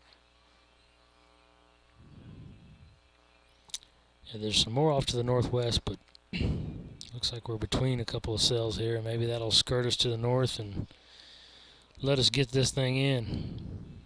There's a huge cell coming down out of the hill country, approaching Austin right now. That one I'm not worried about. Hitting Round Rock and Fredericksburg and Austin. And then, like you said, there's a big gap in between.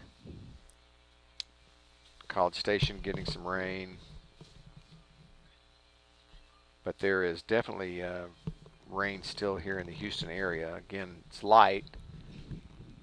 But you can see it falling up in the light. So the kids are out there warming up. But there is a light rain still falling here at Schroeder Park.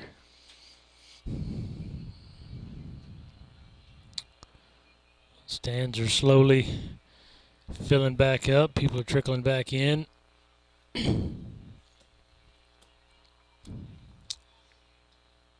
Media folks are slowly getting back into their booths and getting ready.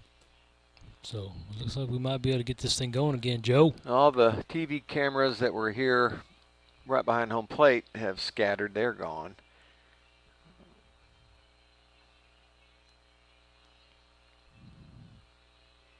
And if you've forgotten where we were, Barbers Hill has a 1-0 lead.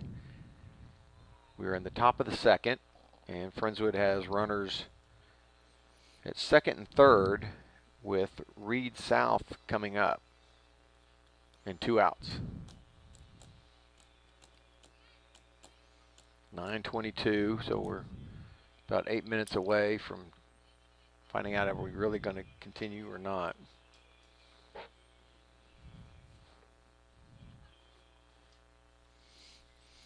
Be interesting to see what they do with pitching here. Not a lot of pitches thrown yet, but Hunter Mercer's at 34 currently at the top of the second, and Jackson was at 23 through 1. Jackson Birch. So.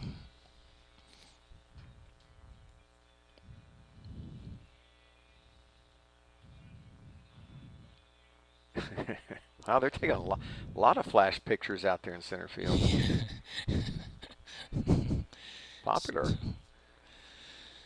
Yeah. Maybe it's just off in the distance. Maybe that's what the deal is.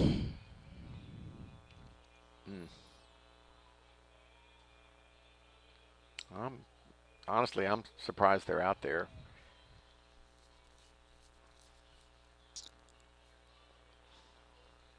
Turf's going to be slick.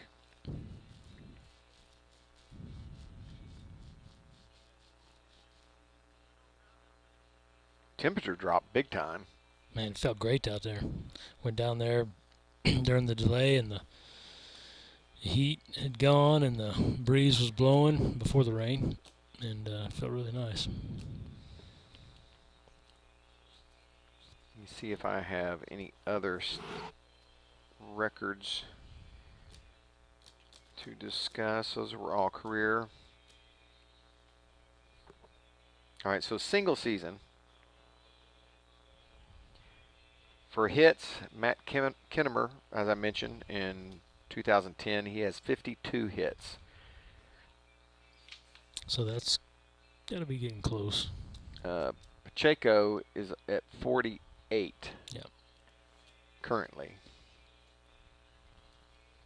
Batting average, we talked about this. D. Tricka from 1993 hit 550, and Pacheco is currently at 558.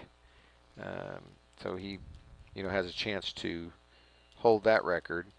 RBIs, we talked about that one. Alex Anastas in 09 with 46. Maxey's already at 51, so that one has been broken. And then doubles, Forrest Allday from 2009 with 15, and Maxey is tied with him at 15. Triples, Nick Saunier in a season had 6.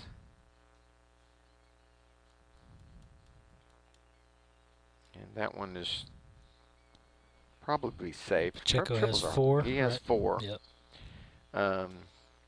He would have had 1 in College Station if the old turf monster hadn't reached up there and grabbed him. That's exactly right. He would have had 5 had he not been sniped coming around second base. Kind of spun out trying to do donuts out there and lost control. Home runs in a season. Maxey and Pacheco are tied with 6. The leader for home runs in a season is Bobby Lovelace, and there's no surprise there, from 2007 with 13. So double what these kids have. Again, that was a live bat era. Yeah, a lot of popping the bats back then, but still. Yeah, still 13. Pretty impressive. Runs scored in the season, 41, held by Brandon Hollier in 2010. That one was eclipsed in the very last game at College Station. Newkirk now the owner of that record at 42 and counting. Hopefully he'll add a few more to that. And then pitching, number of wins, Kyle Burris in 2009 won 14 games for the Mustangs. Strikeouts in a season, 130 by Kyle Crowell. This is your name has to be Kyle to be in this category. Earned run average, Kyle Crowell, and innings pitched, Kyle Burris. So Burris, Crowell, Burris. And then several guys have thrown no-hitters. Joe Goen, Crowell, Baylor Moore, Mike Dillick, and then most recently Jackson Birch. This year. Add his name to that list. Who did he throw that against? Manville? He did. Yeah. There was a 1-0 win against Manville, which I think we scored on a balk or a pass ball. It was an unearned run. It was a wild pitch or something something. Yeah. Team records. The most runs scored, 2010 squad, 278. That still stands for now. Most wins in a season. The 2008 team that made it all the way to state won 27 games. Well, got that one. that one's gone. Highest batting average, 406. Mustangs currently sitting at 324. For the team? Yep. Wow. What was it, 406 for the team? Yeah, 406 for the 2001 team. My goodness. That's getting it done. 2008 team is the only one that won the regional and the only one to have a state appearance.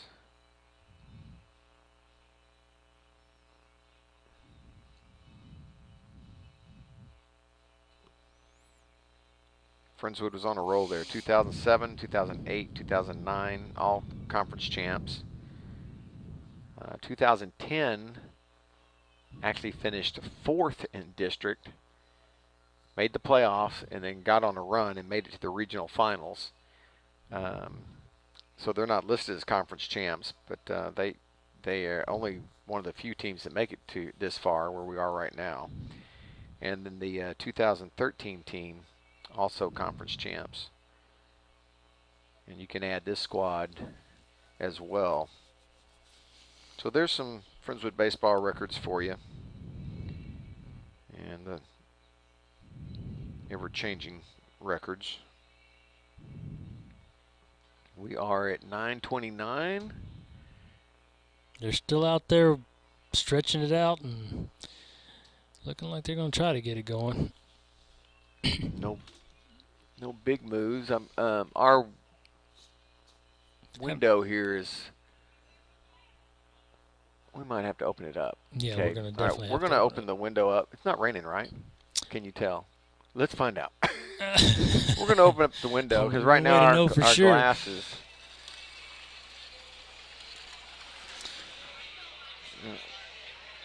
No, the rain has appeared to stop. So you will now hear some gnat sound from the crowd. Some music gets picked up.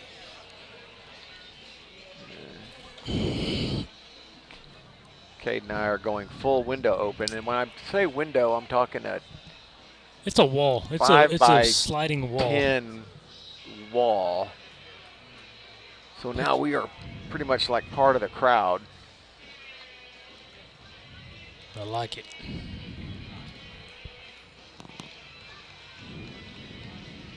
Man, turned into really comfortable temperature. Well. All right, Friendswood huddling up out in shallow right field, just behind first base. Ooh, God, dog. Yeah. Looks like Birch is headed down to the pen to get loose again, maybe, I think.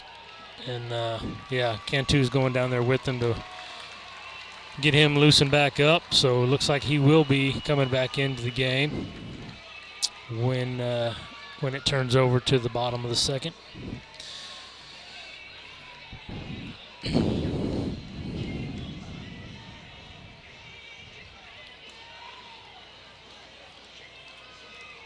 So hopefully, folks, if y'all are out there, y'all are still tuned in, and we're about to get this thing kicked back off again. We'll be back right after this break. Hey, buddy, you say you wish someone was covering your favorite high school sports teams? You just couldn't make it to the game and you need to find out now what's going on? Well, my friend, your prayers are answered. Go to Vype, VYPE.com, and hit Find Your School to see what Vype is saying about your great community. See for yourself why Vype is the leader in high school sports coverage in Texas. Check us out at Vype, VYPE.com. It's been a trying year for parents. They've been confronted with countless challenges and have always risen to the occasion. If it isn't too much to ask, the 826,000 high school student athletes in Texas have one last request. Please, set an example. Disorderly fan conduct at high school athletic events is on the rise. It increasingly involves parents. There's no question that parents are passionate. There's no question they care about their children. But at a time when we're all wound a little more tightly than usual, it's worth remembering this about Texas high school sports. Always be a good example. Stop unruly fan behavior before it starts. This message presented by the Texas University Interscholastic League and the Texas High School Athletic Directors Association.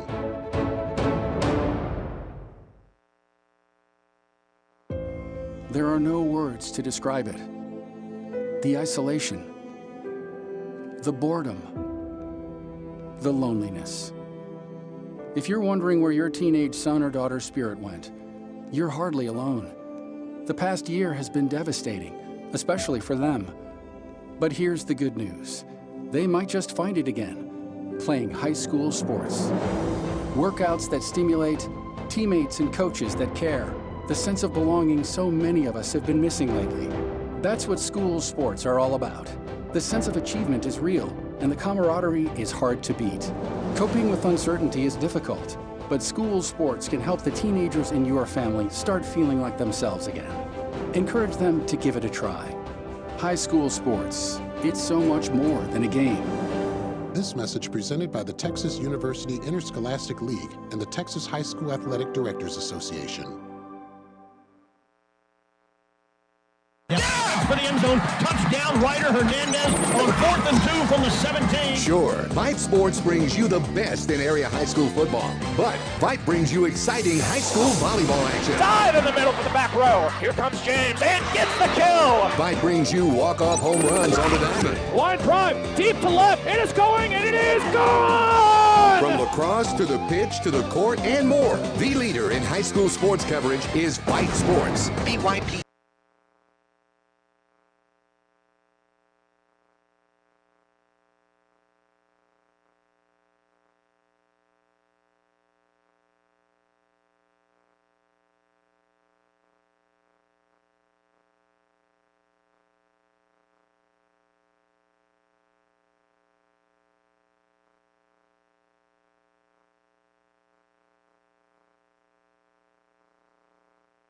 Looking for future leaders we can trust and believe in?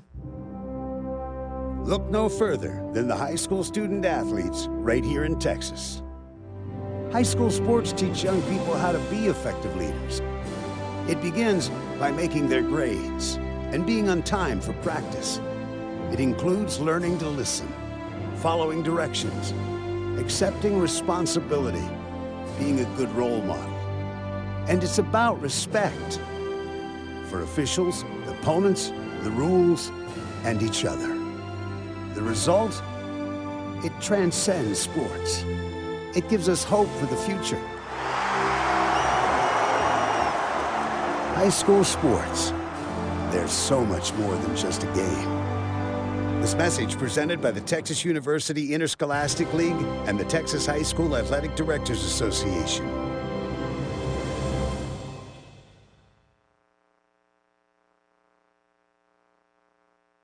Vype Live, formerly KMAX Sports, one of the largest broadcast networks in Texas and the nation. Check us out at Vype, VYPE.com. Vype is the leader in high school sports broadcasts. We've been doing it for 15 years. 3rd and 13. Again, another reverse. Breaking tackles, dives to the end zone. Touchdown, Rangers. 16 seconds. Really close up in the corner. Rotates to Wilson. She fires the three. Oh my God! It went in. Cavaliers pull ahead by one. Log on to Vype, VYPE.com.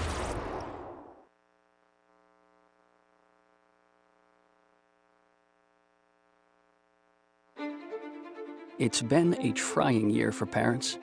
They've been confronted with countless challenges and have always risen to the occasion.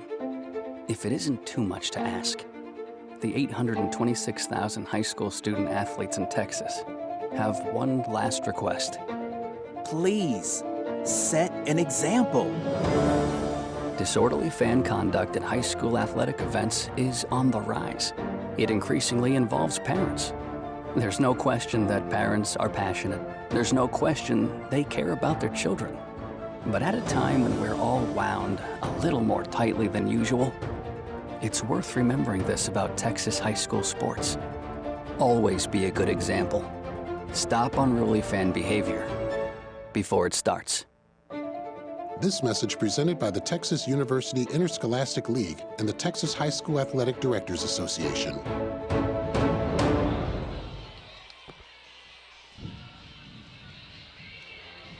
Okay, Barbers Hill has taken the field. And same pitcher, same positions. A throw down, and here we go. So got Boots at third and Landon Montemayor on second after his double down the right field line right before the postponement.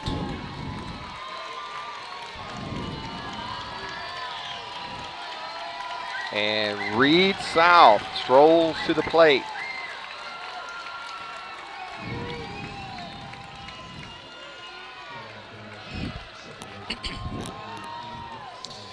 All right.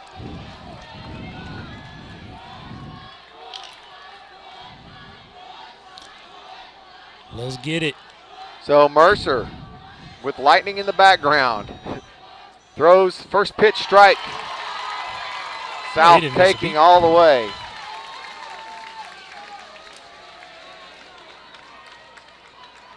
South toeing the line. Really crowding the plate here. Here comes the big curveball.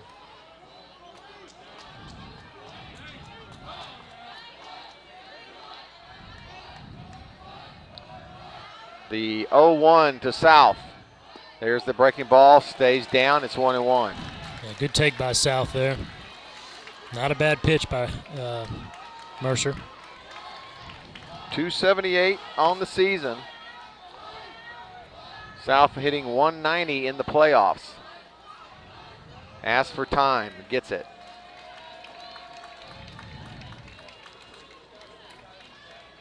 Umpire's kind of shaking his head. You haven't had enough time with the 2-hour rain delay. You need more? Yeah. We're 1 ball, 1 strike, 2 outs, 2 on for the Mustangs. Hit up the middle, and pitcher knocks it down and gets him. So a big out there for Barbers Hill as they coax Reed into grounding out to the pitcher. The 1-3 ends the threat. And here comes Barbers Hill in the bottom of the second, still leading 1-0. We'll keep it here. And it will be Birch back on the mound for the Mustangs. The bullpen, though, is getting up. Yeah, it looks like Toomas headed down there with Cantu. Birch is still out there on the mound, still going to come in here to throw. Right now throwing to his brother Cooper, catching him behind the plate on his warm-ups while Maxie gets his gear on.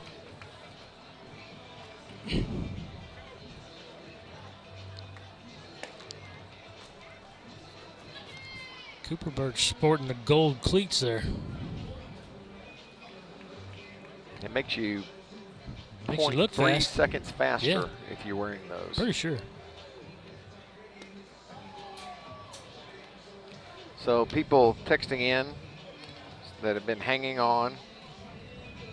Oh, you are the best. Look at that. I get to reciprocate. You want half of this candy bar? No, I'm good now. Are you sure? Yeah.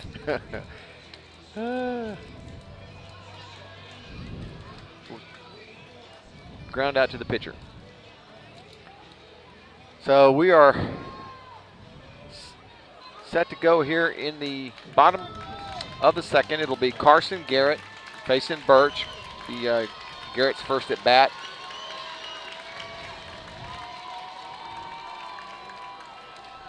So no numbers on Carson Garrett. Weren't part of the numbers that we were given pregame. He's a mystery player. I think he came up from the Dominican right before this series or something like that. I think that's what I heard. So this is the worry that I have is, after a long delay like that, just as you're starting to get comfortable, here's Birch trying to get back in a groove, and he's down 2-0 and misses high there, and it's 3-0. Yeah, just when Birch was starting to kind of feel it and get in his groove, like you said, at the end of the first inning, and sometimes that delay can hamper you a little bit. There's one down the pipe. Garrett halfway down to first base before he realized a strike had been called. And we'll have to come back, pick up his bat, try again. 3 balls, 1 strike. Fastball on the corner, strike 2, and their count runs full.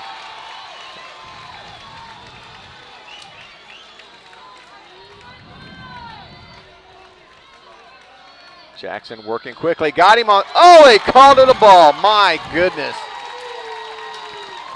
Umpire not friendly behind the plate once again. Man, that looked good. I guess it was down. I think it was down just a little bit. Just a bit, but You really got to bear down here with the 9-hole and Blaine Huntley coming up, a 261 hitter, but you don't want to turn it over to the top with the Cameron Colley on deck at a 445. Showing bunt, fouls it into the dugout on the third base side. Yeah, Colley's numbers are ridiculous. You talk about a leadoff guy and how many RBIs he has. Yeah, as a leadoff. So on the season, Colley's got 33 RBI, but hitting from the leadoff spot, that's pretty incredible. Pitch right down the pipe, and it's 0-2. Which also means the guys at the bottom of the order are getting on base for him. So 8 holes on and now 9 holes in the box. But down 0-2, got to be smart with the pitches here. Breaking ball. That's a great curve to strike him out. Frozen. And that's a big strikeout there. Now you got your ground ball threat here. Definitely going to put the ball in play. Oh, here's Cameron Colley, singled and scored in the first.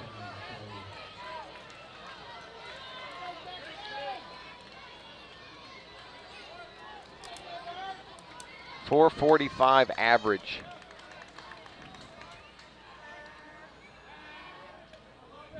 Birch throws over, keeps the runner close.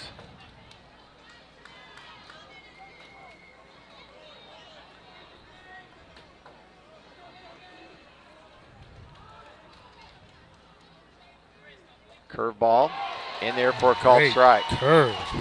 Pitching him backwards here. That was nice.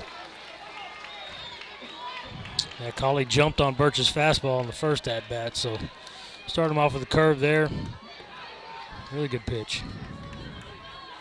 The 0-1, fastball, back pick attempt. Boots need to leave it on him. Yeah. And I like that attempt there. The fastball was called for outside. It was out off the plate. He hit the mitt. He put it where Dylan wanted it, and good snap throw by Dylan down to first there, but just not quite in time. 1 ball, 1 strike, 1 out, runner at first for the Eagles. Another curveball doesn't come around. It's 2-1.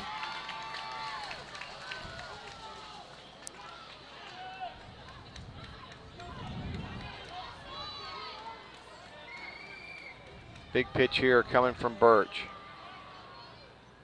Way inside, gets by Maxey. And now the runner is in scoring position. He missed, just trying to overthrow a little bit there, I think, against Colley. And you just got to make your pitches against a guy like that. Yeah, Birch a kid that can bring it, you know, in the low 90s. And when your catcher's set up on the outer black and you throw that a foot inside, a good hard fastball, sometimes it can be hard for that catcher to react. 3-1, fouled straight back, runs the count full. Challenged him there.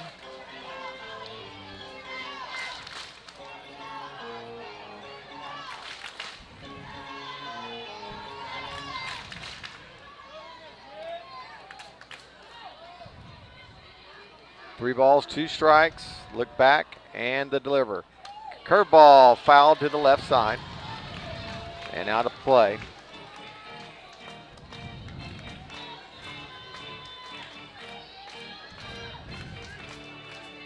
Cade Lyko and Joe Hollier here at the University of Houston. Regional final, Barbers Hill and Friendswood. Birch, 3-2. Colley, curveball smashed to left field. Going, gone.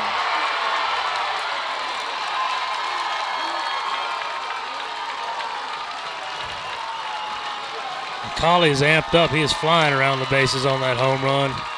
Got his crowd into it, got his team into it. That ball was just smoked. Got a hanging curve and knew exactly what to do with it.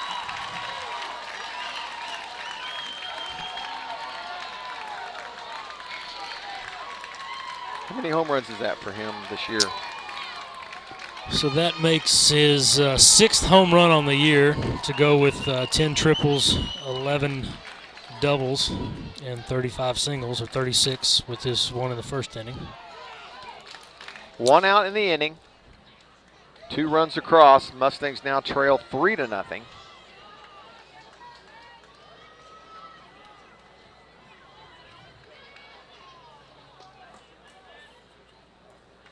Getting some fresh baseballs in from the dugout.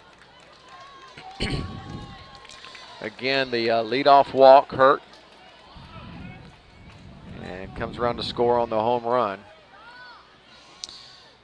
Yeah. And that Birch's first offering is off the plate for ball one. You see Benny looking towards his bullpen. Wanting to know if anybody's ready. Looked like a good changeup there. One ball, one strike. This is the first change I've seen Jackson throw. He's throwing the curve and the fastball, but that was a really good changeup. High heat, 2-1.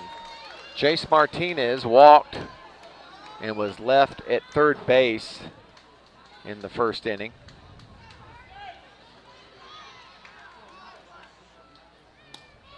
Misses there, and it's 3-1. Would imagine this would be his last batter.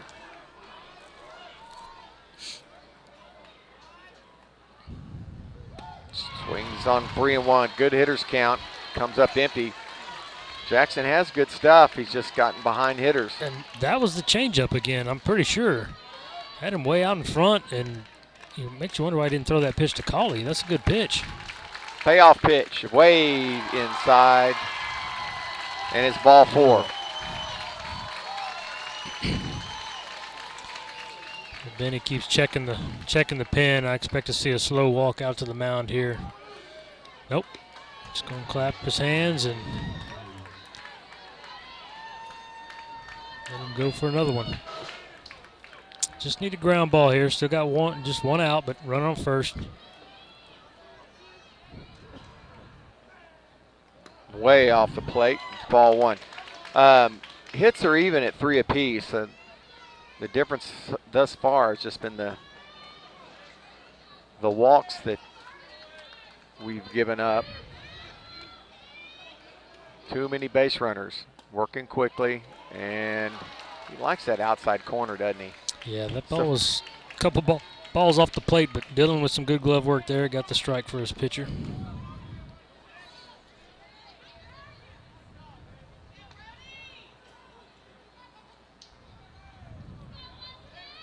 Brody Williams singled his first time up.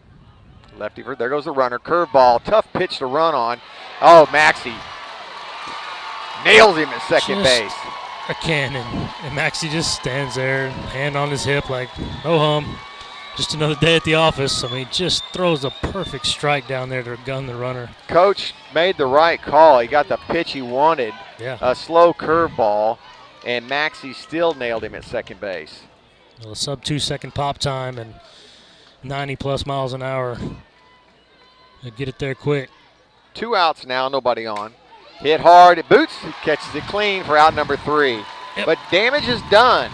A 2-run bomb from Cameron Cauley as he is single-handedly beating the Mustangs right now. Mustangs need to get things going here in the top of the third. We'll be back right after the break.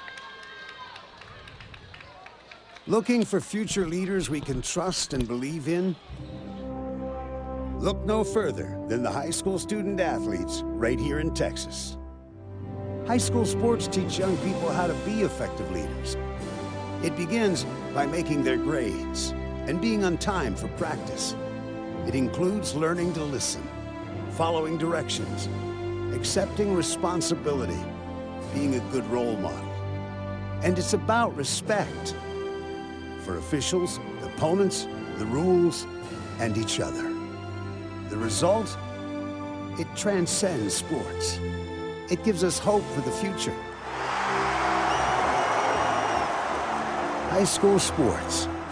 There's so much more than just a game. This message presented by the Texas University Interscholastic League and the Texas High School Athletic Directors Association. Joe Hollier and Kate Lyko back with you here at Cougar Field at the University of Houston. Mustangs trail at 3-0. We're in the top of the third.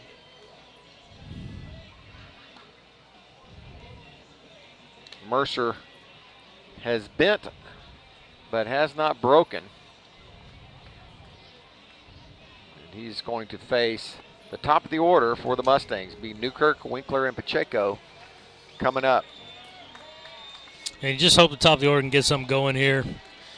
Try to turn the tide a little bit and get the team back into it, get the crowd back into it. Certainly got the right club to do it. Benny might have to start giving Colley the same treatment that some of our big hitters have been getting and pitch around that guy. Start putting him on, as he has been a detriment for sure. Yeah, that kid can hit. Lefty versus lefty. Good curveball to start him off. Newkirk doesn't like it. Shows his, shakes his head, thinks it's a ball.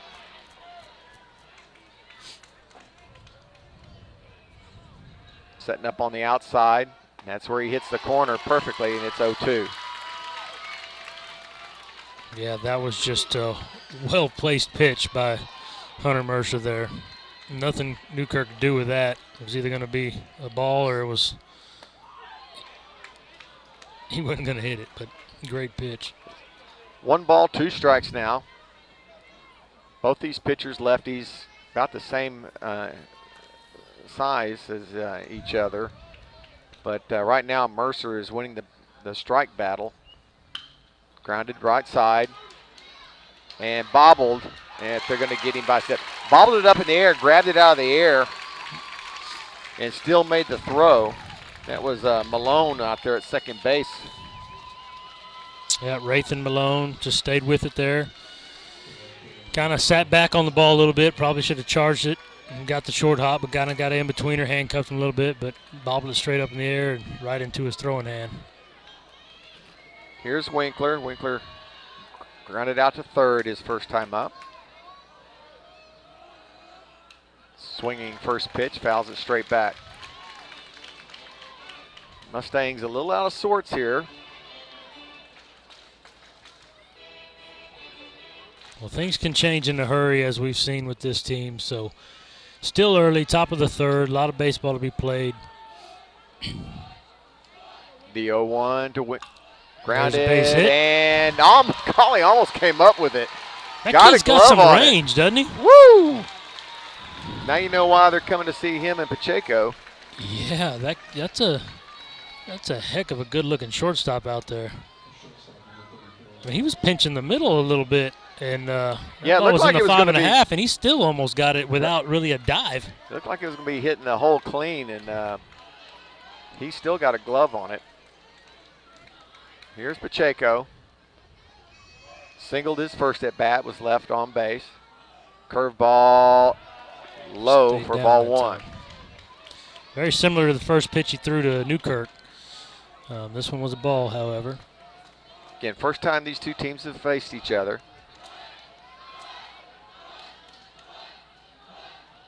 This pitch way off the plate, and it's 2-0. Dylan Maxey waits on deck. And a great hitters count here for Pacheco. Just needs to not expand, not go outside his spot. Looking for his pitch right here on a 2-0 count. The 2-0 to Pacheco. Fastball off the plate, and it's 3-0. Isaac, again, 558 on the year. 664 on base percentage. And he's got a 3-0 count. Let's see if they give him the green light. Yeah, they do, and he hammers it into his own dugout. Almost decapitates a couple of players. Yeah, he got one to hit there for sure. Fastball, not only a fastball, but left the fastball up. And lightning fast bat speed just came around it and ripped it into the first base dugout. It's hard to sit back. 3 balls, 1 strike. Winkler at first. Curveball hit in the left center field. Driven back and caught by the center fielder. Well played by the center fielder there. Got a good jump on that ball. Outfield continues to shine for the Eagles. And it brings up the catcher, Dylan Maxey. Maxey flew out to deep right center field his first time up. Really was robbed of a double. Pacheco hit that ball in the screws about 375 feet, but center fielder made a great jump on that, read it off the bat perfectly. Dillon singles to right field, and they'll hold Winkler at second. First pitch swinging, and Maxey stays hot with the bat. Just keeps doing what he does, just keeps hitting. Here's Boots Landry, singled his first time up. And the Mustangs again with 2 on, and 2 out.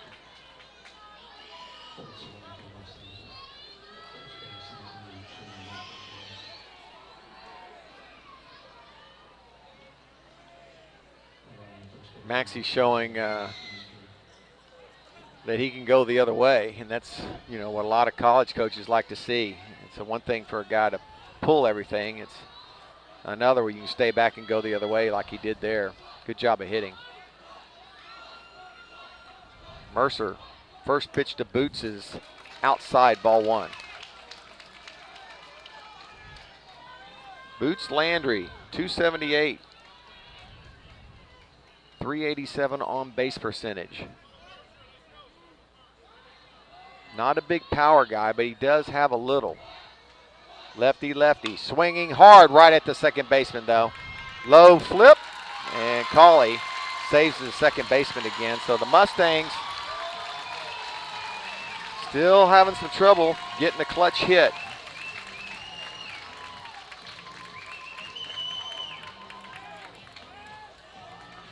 Two hits in the inning, and they'll stay there. And through 2.5, we have a 3-0 game. Eagles. Yeah, some positives to take away from that half inning, though. You looked at the balls that were hit, that were put in play. Winkler hit one hard through the hole at short. Pacheco scorched one to right center field. Dillon hits one hard to right field. And that ball by Boots was hit hard on the screws, but just right at the second baseman. So they're starting to time it up. They're finding the barrel. Now they just got to find the gaps, and they got to string some of these hits together. And Birch has got to go out now and try to hold it to this 3-run lead. And that's baseball, right? I mean, you can hit everything on the screws and have nothing to show for it. And that's what's happening here thus far. The only ball that was really smoked was the one by Cauley that ended up in the U of H parking lot over there in left field.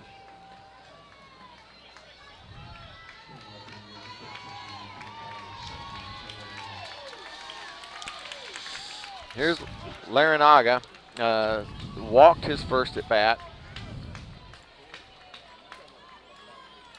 So Simon Larinaga, the first baseman, a .338 hitter on the year. Ball 1 from Birch.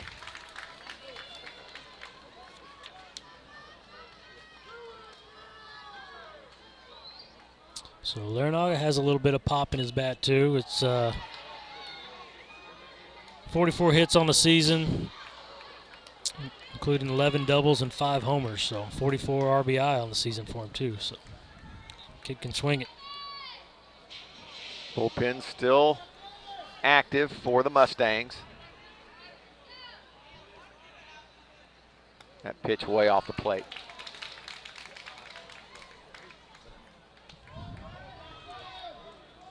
Two balls, 1 strike.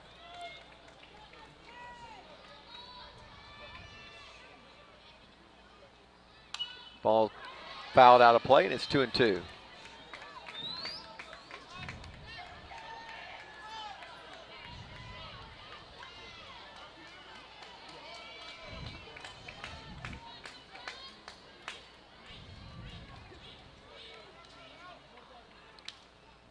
And the great pitch changeup that I'm telling you, that's his pitch. That's his out pitch. He needs to throw that changeup. That is a great changeup. And a lefty with predominantly right-handed batters, I mean, that's a great pitch to get him out on. Rolling away, pull the string, and get that result right there. So the Eagles failed to get their leadoff guy on for the first time. And Birch with a first pitch strike to Malone. Again, had to endure a long rain delay. Pitch up and it's 1-1. Yeah, you know, Coach Benny would love to have Birch just settle down and start pounding the zone like he's done all year. Slow grounder, right side, south, gets him by a step. Good job by Reed coming in, played that ball perfectly.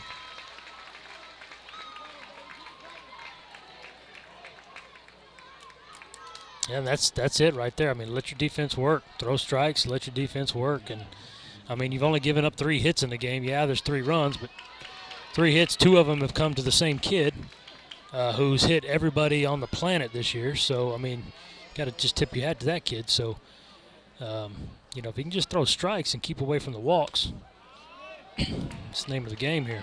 First pitch is up in the zone. It's 1-0.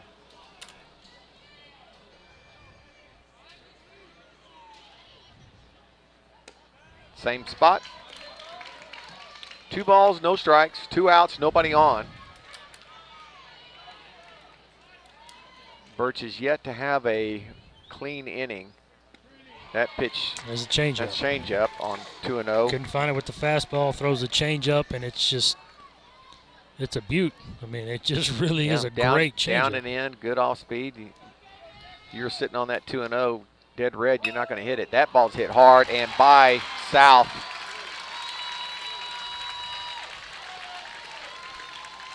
Yeah, went back to the fastball there, just kind of left it up and in the middle. But again, if you're pitching behind in the count, you kind of have to do that sometimes. So here's Braden Jacobs. Flew out to Winkler his first time up. Hit it pretty good.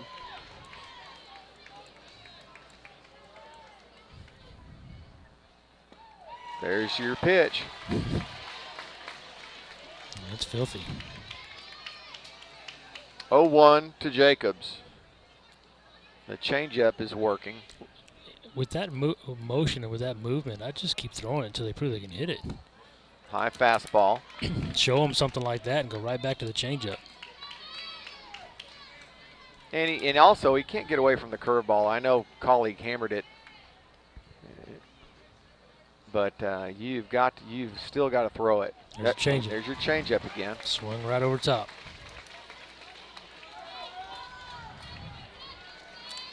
Yeah, that's nasty. That's honestly, it's one of the best changeups I've seen. That is a filthy changeup. Fastball fouled. And out of play. See all the kids running for it over there on the grass. Well, I think this kid probably knows what's coming. And it's a nasty changeup. There it is. Got a piece of it. There, cue shot. Just a little piece of it to stay alive there. That's why you got to hit with something else. Yeah. Curveball outside part of the plate. 1 ball, 2 strikes, 2 out. Runner at first. Birch delivers and high heat, nice. Actually. Got a piece of it. Dylan hung on to it. So that's 67 pitches now through 3 innings for Birch. So pitch count's a little high, but it's a good way to end that threat there and hold it to a 3-run lead. Also the 4th strikeout for Birch. He's given up 4 hits and 4 walks. And they have put that together for a 3-run lead. Mustangs now coming up in the top of the 4th will be Devin Andrews, Michael Wright, and then Landon Montemayor. Yeah, like I said, Devin pregame was really having a good BP session. I mean, he was hitting balls hard all over the field. Didn't have a great first at bat, but we had that long delay. But I really felt like he was going to have a good game today. It just seemed like he was swinging it real well. Nice connected swing. I was always the opposite. If I had a really bad warm-up round, I always hit good in the game. DA, his first time up, struck out. He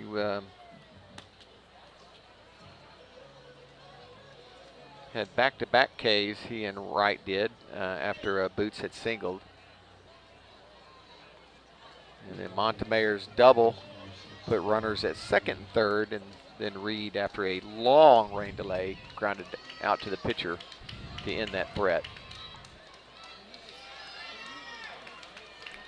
Yeah, Mustangs need to chip away here, top of the fourth now, so need to get something on the scoreboard. Well, they have not been shut out this year, obviously. And DA takes a ball outside from Mercer. Yeah, when you haven't lost any games, you know you're scoring some runs. That pitch in there for a called strike. It's a crowd unhappy with the consistency of the low strike call. 1-1. Curveball hit hard, but Cauley at the wrong again, fella. Man, I'm telling you, that guy. And this is a wet, slick field. The ball's scooting, and that kid covers some ground. Very smooth out there. Quick first step. That crossover gets in there quick, and he stays low and goes. If you want to hit a ball up the middle, you better hit it to the right side of the pitcher and not the left. Well, again, another well-struck ball, but just within reach of one of the defenders. Here's Michael Wright. Hammered off the glove of the third baseman. Michael's looking for two. He will round and hold for a long single. And again, another hard hit ball, and that one just barely cleared the third baseman's glove. Probably had about a 30-plus inch vertical over there. That was a heck of a leap by and give Jace Martinez credit for getting that ball back in and holding right to a single. Here's Montemayor, doubled down the right field line his first time up.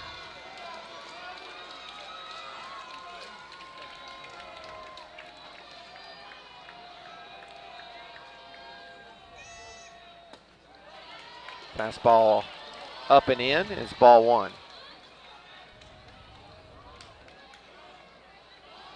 Yeah, Jacobs almost pulled that ball out of the air. Yeah, that was close. I mean, it was really close. Good athletic effort by the third baseman there. Curveball down. And another good hitter's count for Montemayor, 2-0.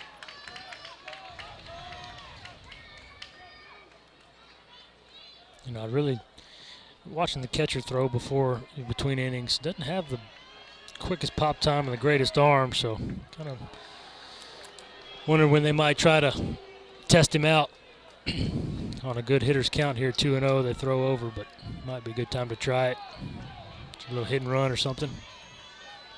That's what they were thinking, that throw over, and there it is again. Yep. And it looked like he had him leaning a little bit as well, so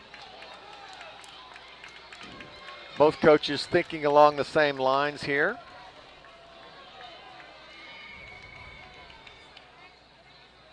Comes home. Fouls it straight back and out of play. 2 balls, 1 strike.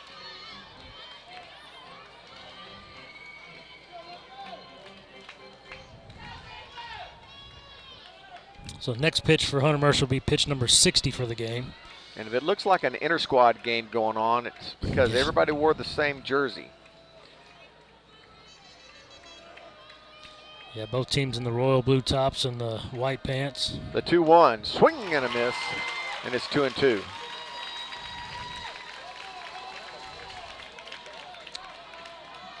Yeah, good pitch there by Mercer. Took a little something off and Atlanta swung right through it. Not much of a lead over at first. Throw over, not close. Seems like Landon finds himself in a 2-strike count every time we see him, but he finds a way to just have quality at bats and foul pitches off till he gets one he can handle or work a walk. There's another one, fouled straight back to the net. Count holds at 2-2. 1 out, a runner on first.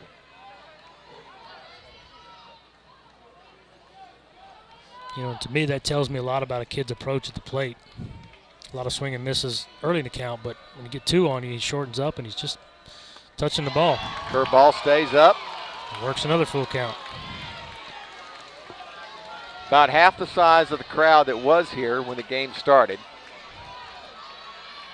Long rain delay, lightning delay.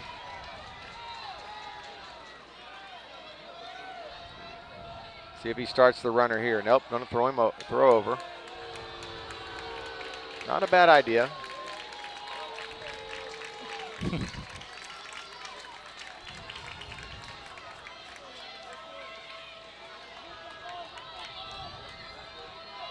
Mercer gets set.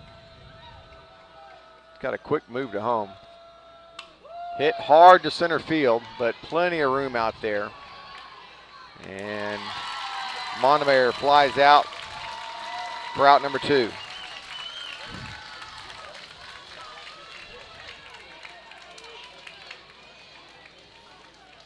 Here's Reed. South grounded out to the pitcher in the second to end that inning. And he has a runner at first. Took a good fastball his first time up. And swings at ball 1 here. Another fastball, but this one was not in the zone. Yeah, this one was up about shoulder high on the outside part of the plate. He went after it. The 0-1 curveball hit hard to right center field. Long run for the right fielder, and he'll get there.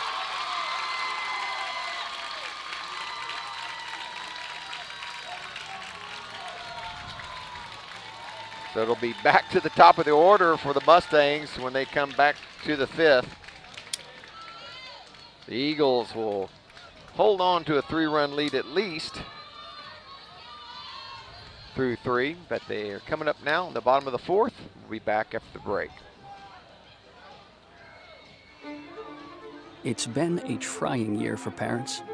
They've been confronted with countless challenges and have always risen to the occasion. If it isn't too much to ask, the 826,000 high school student athletes in Texas have one last request. Please, set an example. Disorderly fan conduct at high school athletic events is on the rise. It increasingly involves parents. There's no question that parents are passionate. There's no question they care about their children. But at a time when we're all wound a little more tightly than usual, it's worth remembering this about Texas high school sports. Always be a good example. Stop unruly fan behavior before it starts. This message presented by the Texas University Interscholastic League and the Texas High School Athletic Directors Association. Vype Live, formerly KMAX Sports, one of the largest broadcast networks in Texas and the nation. Check us out at Vype, VYPE.com. Vype is the leader in high school sports broadcasts. We've been doing it for 15 years. 3rd 13, not yet, another reverse. Breaking tackles, dives to the end zone. Touchdown Rangers. 16 seconds, really close up the corner. Rotates to Wilson, she fires the 3. Oh my God, it went in! Cavaliers pull ahead by 1. Log on to Vype, VYPE.com.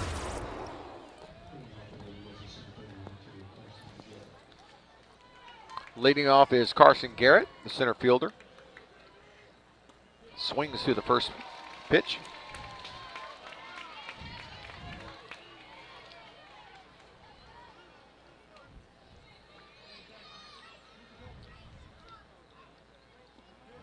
Pitch down and in, it's 1-1.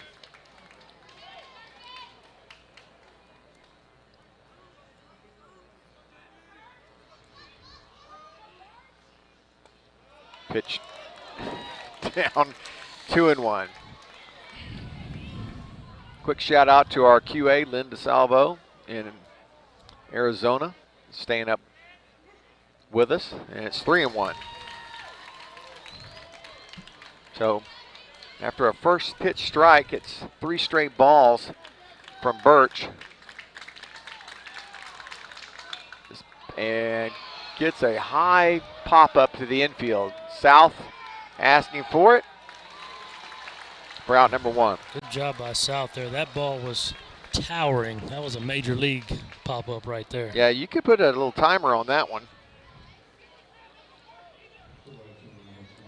Brings up Blaine Huntley, the right fielder.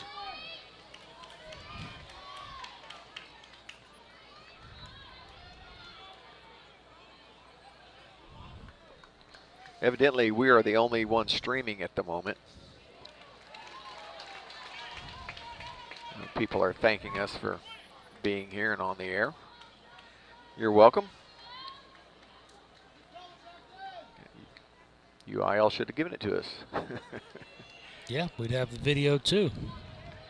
The 0-1, good curveball. Just off the end of the bat, Pacheco got a read on it though, and it's a little soft. Line out for out number 2.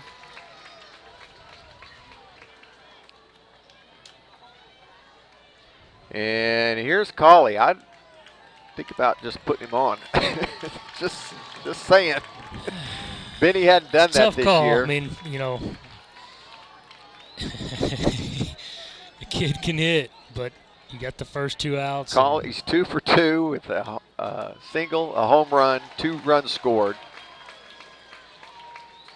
and 2 RBIs. And that was just in the first 2 innings. Well, he's couple of back-to-back changeups. And has this is Birch ahead 0-2. Yeah, this is where you show the pitch you don't want him to swing at, and then you throw the changeup low and away. But you got to get it out of the zone. You got to show the hard fastball, high and tight, or just definitely up. Get it up out of the zone, and then follow it with the changeup low and away. Here's the 0-2. Got him with a third changeup. Or throw the changeup right now and strike him out. I'm telling you, that's his out pitch. There's no doubt. Birch, Colley having some words. I'd like to see a little bit of fire out of him there. 5th strikeout for Birch. That's a big strikeout. That kid, again, Colley, on the year, 137 at-bats, has struck out 9 times all season. 9 out of 137 ABs. So, tough kid to strike out, but that's how good that changeup is. Top of the order coming up for your Mustangs. Back in a bit. Hey, buddy, you say you wish someone was covering your favorite high school sports teams? You just couldn't make it to the game and you need to find out now what's going on? Well, my friend, your prayers are answered. Go to Vype, VYPE.com, and hit Find Your School to see what Vype is saying about your great community. See for yourself why Vype is the leader in high school sports coverage in Texas. Check us out at Vype, VYPE.com.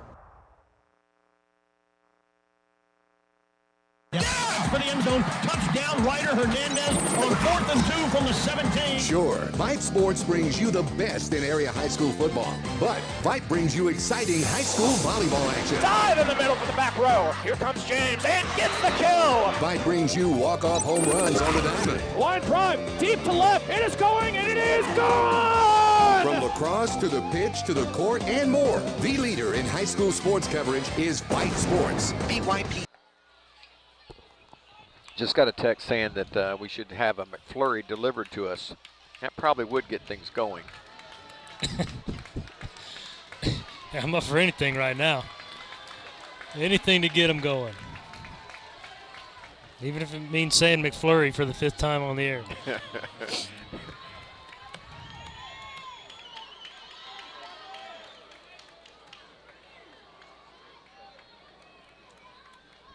There we go, Newkirk, top 5. Down 3-0. Breaking ball in there for a called strike.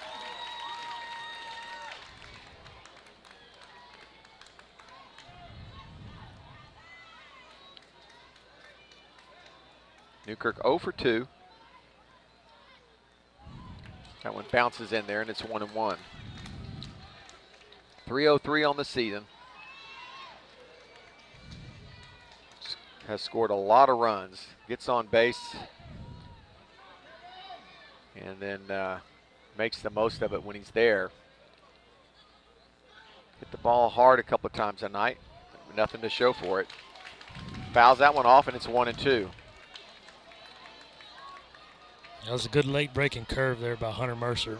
Some good late break and just a little cue shot off the end of the bat by Newkirk into the third base dugout. Winkler on deck. Fastball up. Not by much, though. Yeah, tough pitch to take there, but it's one thing we know about Newkirk this season. He is definitely in tune with the strike zone. 2 balls, 2 strikes. Mercer, another slow curve. Got him leaning out front on his front foot. Second baseman will get him by a step. That is 1 away. Just had him really off balance through his hands there just to make contact. Yeah. Here's Winkler, 1 for 2. 344 on the season.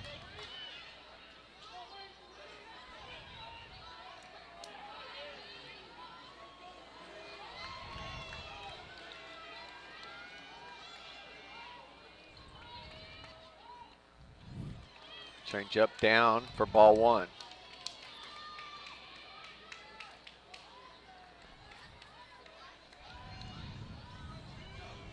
Not much wind right now. Popped up and out of play. It's 1-1.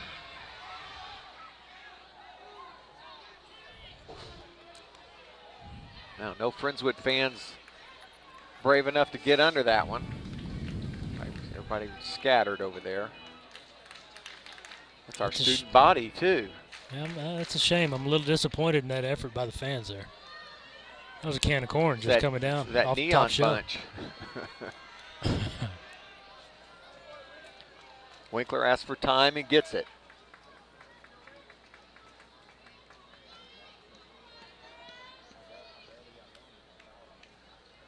Mercer has kept them off balance all night. Pitch off the plate is 2-1.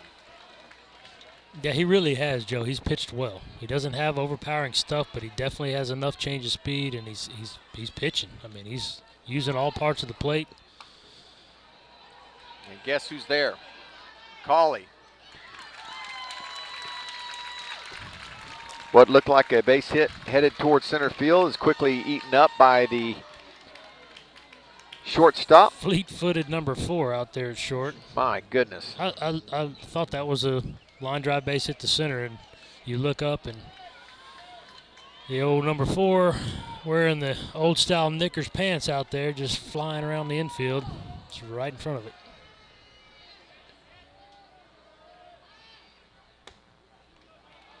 That's the 7th ground out of this game. That's how you know you're pitching well. You got guys out on their front foot, rolling over. Yep. Here's Pacheco. He's ahead 1-0. Hits this one pretty deep to left center field. Going back to the wall and caught at the wall. Just died out there. It did. It took off the bat like it was going to be, you know, like it had a chance, and it ended up being caught right at the edge of the warning track there. Again, another hard hit ball that's just not finding a hole. Winkler up the middle, and Pacheco there to left field. We will head to the bottom of the 5th. Mustangs trail 3-0. Vype Live, the leader in high school sports broadcasts. Wait, hold on just a moment. It's true that Vype Live, formerly KMAX Sports, excels at high school sports broadcasts, but did you know that Vype Live does more than sports? Vype Live does band recitals, academic events. For more information on how Vype Live can broadcast your event, email us at Vype, VYPE.com. Hey, for all the ways you love to play, Academy Sports and Outdoors makes it easier than ever to gear up and have fun out there. Get free shipping on your favorite brands at academy.com or get free curbside or in-store pickup at your Academy store. Gear up this spring at Academy Sports and Outdoors.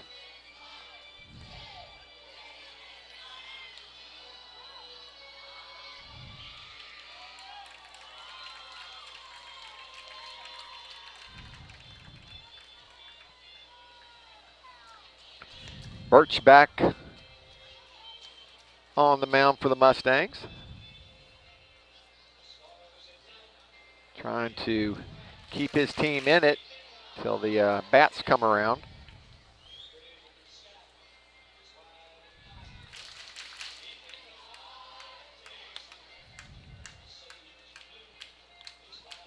We move to the bottom of the 5th. Mustangs have actually out-hit the Eagles, but they trail in the run column.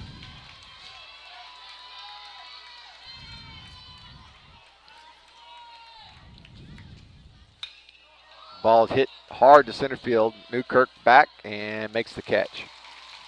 First pitch, one out. We'll take that. That ball was well struck by Jace Martinez, the left fielder for Barbers Hill. He hit that on the screws, but Newkirk doing what he's done all year and got a good jump. Initial step was back, and that was the right call, and was able to camp out under it and make the easy catch. Brings up Brody Williams. Williams 1 for 2 tonight. Singled in the first. Takes a ball from Birch. Hit the ball hard, lined out to Landry his last time up.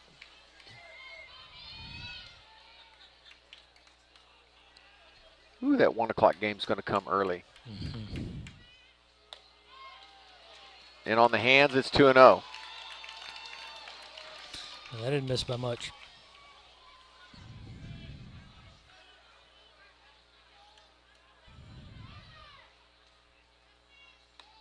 Off the plate, 3-0.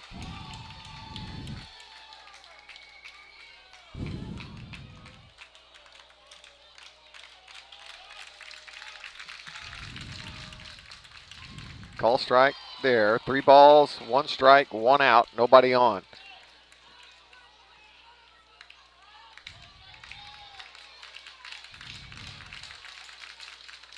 Hit hard to center field. Newkirk's going to have to turn. He's going to turn the other way, and he won't get it. It's off the wall.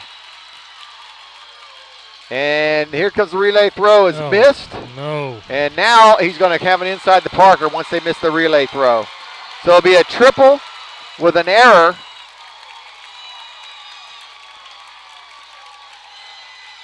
For Brody Williams.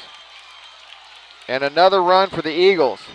Newkirk turned the wrong way when it initially was hit, and when he turned around the other way, well, he basically got leg tied. Yeah, the thing he did so well on the previous batted ball was take that initial step back.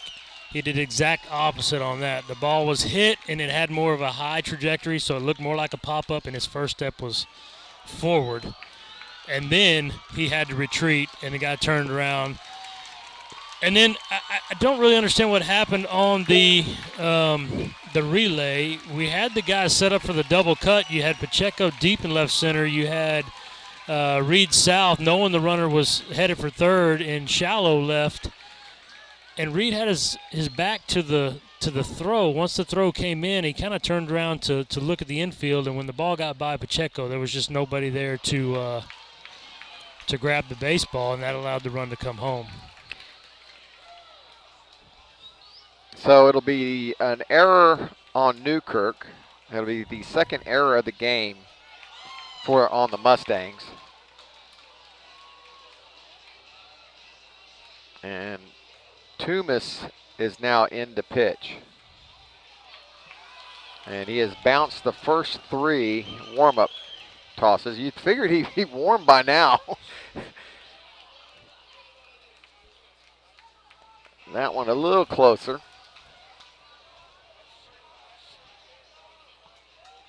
There is one out in the inning. Simon Larinaga will be the hitter. He's 0 for 1 with a walk. But yeah, that ball was struck good. And like you said, Newkirk's first move was in, and then when he turned the wrong direction. And then when he turned back, he realized it was over the other shoulder. And so when he tried to turn around the other way, he basically was tripping himself. And so he lunged for it. And that wasn't the error. The error was coming up and missing his cutoff man, allowing the runner to come on home and score from third. And like I said, Pacheco, once the ball got by Pacheco, South's back was turned on the double cut, and the ball was just laying there kind of in no man's land. And heads up base running, coaching over there in third base as the coach saw it, was out in front of him, and just waved the runner home, and Brody Williams scored easily without a throw. Yeah, that's the first ball I can recall that Newkirk's misplayed this season. He's just been absolutely phenomenal out there, and it happens to the best of them. But yeah, he had his feet so tangled up, he looked like a duck landing on a frozen pond there. He was just going every which way and trying to scurry back to that ball. But Toomas misses and evens the count at 1 apiece.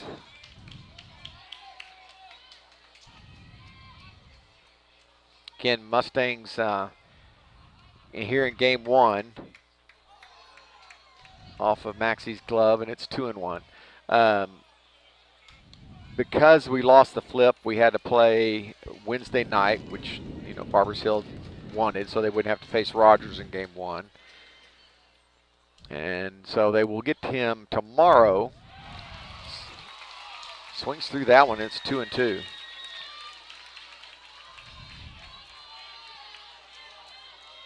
you got to be careful here. That pitch was left up, and it looked like a beach ball to Larinaga there. You saw the swing he took on it too. Hit hard up the middle. South right there though. And it's a easy play. 4-3, 2 away. It's almost like they had the scouting report on Larinaga there. He was playing almost behind second base. Yeah, got by Toomas, and playing, wow, that's up the middle, and there's South.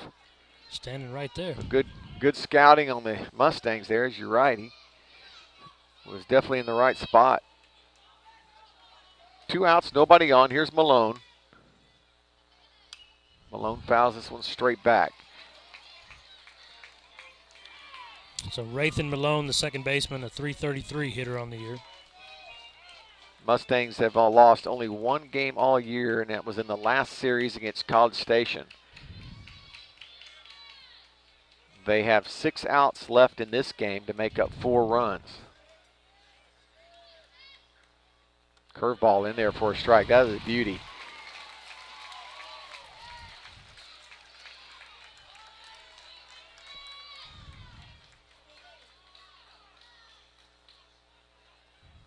The 0-2 from Toomas. Fouled out of play.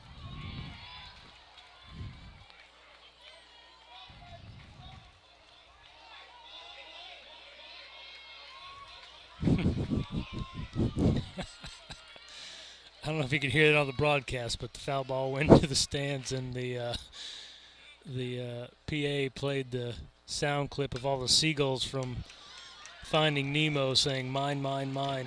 Pretty funny. Fouled into the dugout. Count remains 0-2.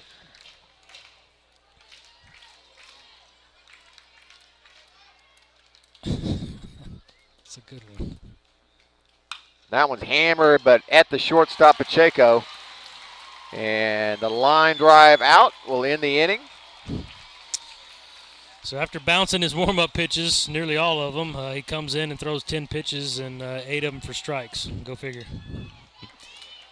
Maxey will lead it off for the Mustangs, followed by Boots Landry and then Andrews. Trailing by 4. We head to the top of the 6th. Barbers Hill 4, Mustangs nothing.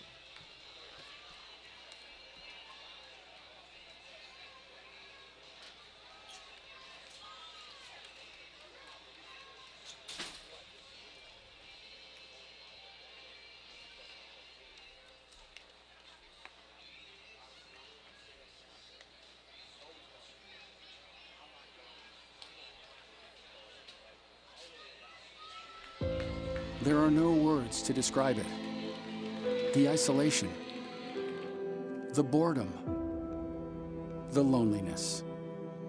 If you're wondering where your teenage son or daughter's spirit went, you're hardly alone. The past year has been devastating, especially for them. But here's the good news. They might just find it again, playing high school sports. Workouts that stimulate, teammates and coaches that care, the sense of belonging so many of us have been missing lately. That's what school sports are all about. The sense of achievement is real, and the camaraderie is hard to beat. Coping with uncertainty is difficult, but school sports can help the teenagers in your family start feeling like themselves again. Encourage them to give it a try. High school sports, it's so much more than a game. This message presented by the Texas University Interscholastic League and the Texas High School Athletic Directors Association. Here's Maxey. Dylan is 1 for 2 tonight.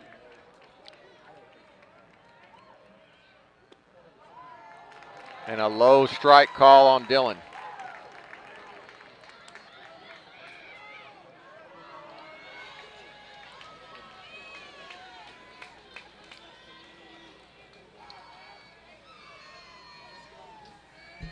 Has gone to the right side both times. Little makeup call there, and it's 2-1.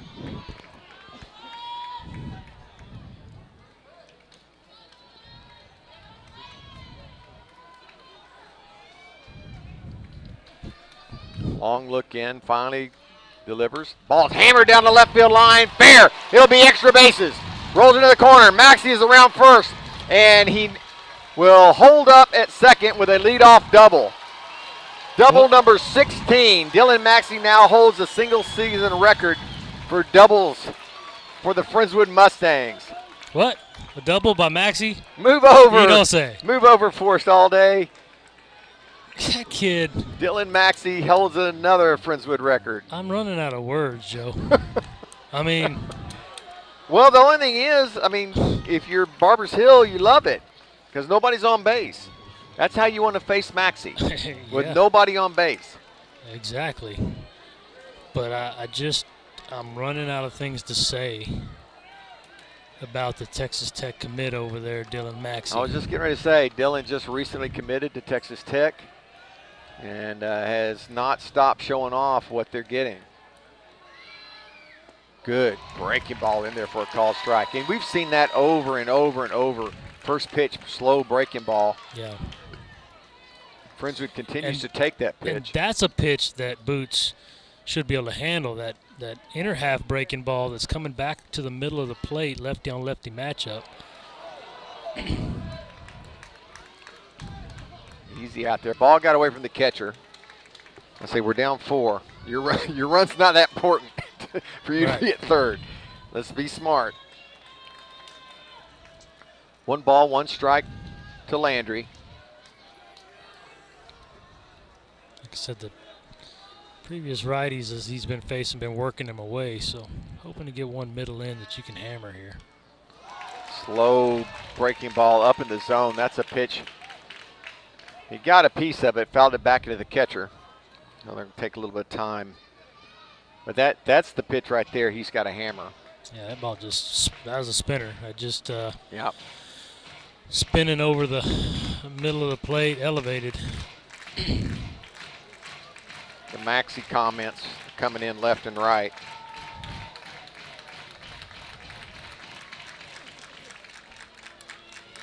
Yeah, Texas Tech is getting themselves a baller.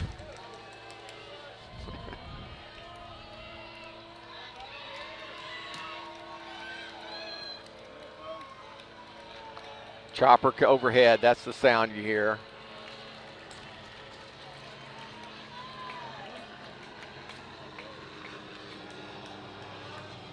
For a second there, I thought he was going to land and pick up Maxey, go to another game, kind of like Deion Sanders. 2 balls, 2 strikes, in on the hands, fouled off. And Boot stays alive. So that pitch was number 85 for Hunter Mercer. In comparison, Jackson Birch had 83 pitches to end his night. 46 strikes and 37 balls for Jackson Birch. So tough night trying to stay in the zone for Jackson. 2 balls, 2 strikes. Mercer, slow curveball, rolls over it again. Kind of surprised they haven't come back with a fastball to Boots here.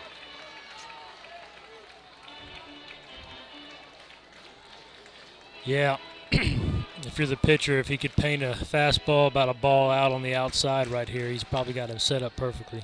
Drew Harris running that ball down in foul territory. That's the fastest I've seen Drew run. Like, man, get me in this game. 2-2. And that's right where the pitch was, and that's right what he stared at as he takes a walk back to the dugout, unfortunately. Great pitch by Hunter Mercer there. Catcher set up there, and the ball was delivered right to the mitt. Big strikeout after the leadoff double by Maxey. Only the 3rd strikeout of the game. As, like you said, the Mustangs have been putting the ball in play. They just have really been hitting it right at people. Timely hitting has not been an advantage for us tonight. DA fouls that one off, and there's 0-1.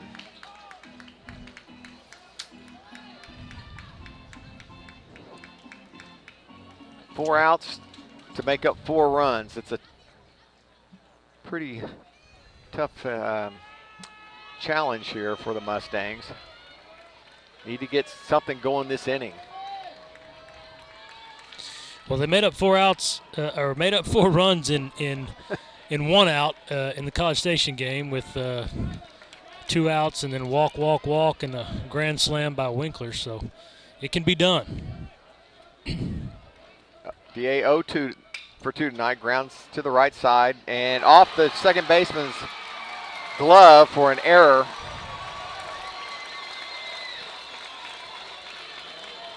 And there's the quote-unquote that's baseball for you. All these hard-hit balls, and he hits a little nubber off the end of the bat out between first and second, and it just takes that one extra hop on the second baseman and handcuffs him and kicks away, and now we got first and third with 1 out and Michael Wright at the plate.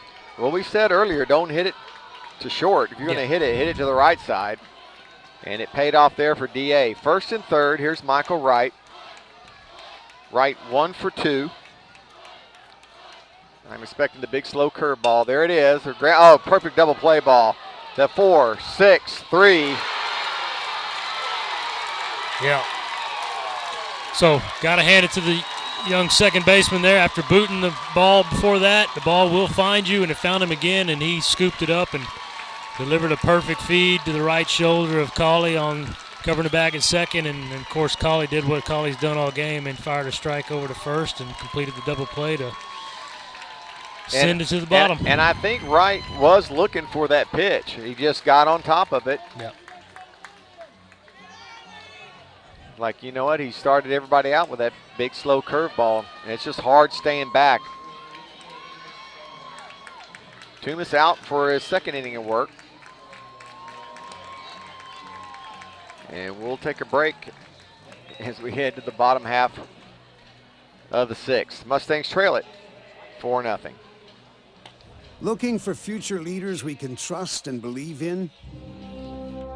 Look no further than the high school student athletes right here in Texas. High school sports teach young people how to be effective leaders. It begins by making their grades and being on time for practice. It includes learning to listen, following directions, accepting responsibility, being a good role model.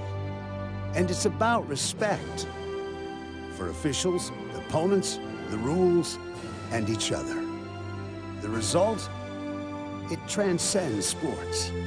It gives us hope for the future. High school sports. There's so much more than just a game. This message presented by the Texas University Interscholastic League and the Texas High School Athletic Directors Association.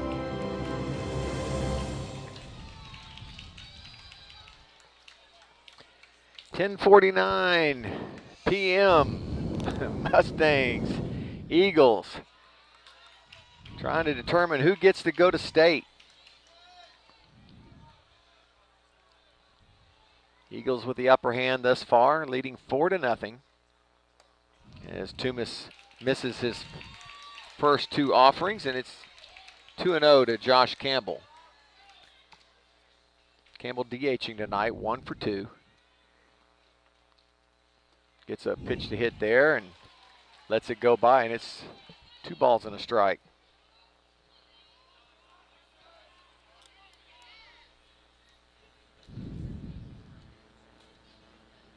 Pitch on the outside corner, that's his favorite, 2-2. He must have some kind of eye vision thing where that just looks like a strike, because it's not, but everybody, I would just live there. Misses too far outside that time, it's 3-2. That's the one consistent strike he's definitely been calling, is about a ball off the plate on the outer half. Outer to a left-handed, inside to a right-handed. Payoff pitch, same there spot. It is, and called strike. And hey, if you're a pitcher, yeah, you know, learn from it. Take what he's giving you. And so Toomas did exactly that and threw it right back out there and got the called third strike. You see Campbell look back at the umpire like, you gotta be kidding me. Dude, it's been a strike all night, mainly against us, but it's the first time that you've had to deal with it. Here's Jacobs. Fouls this one off. That sounded like catcher interference. Yeah. Caught a piece of Maxie's glove. So the catcher's interference. Jacobs will take first base, and it'll bring up Carson Garrett, the mystery player.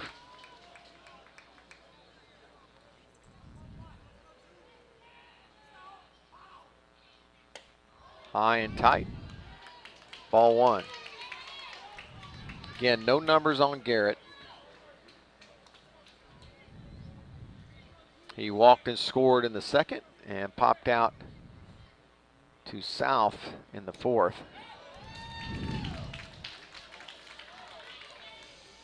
Yeah, no, like I said, no numbers on the young man, but since it's radio, audio only, here's the numbers I'll give you. I think he's about 23 years old. He's about 6'5". I think he's from somewhere in Venezuela, Puerto Rico, something like that. But he was a ride-in right before the game. So well, maybe that's why they're pitching around him here. Toomas is behind 3-0.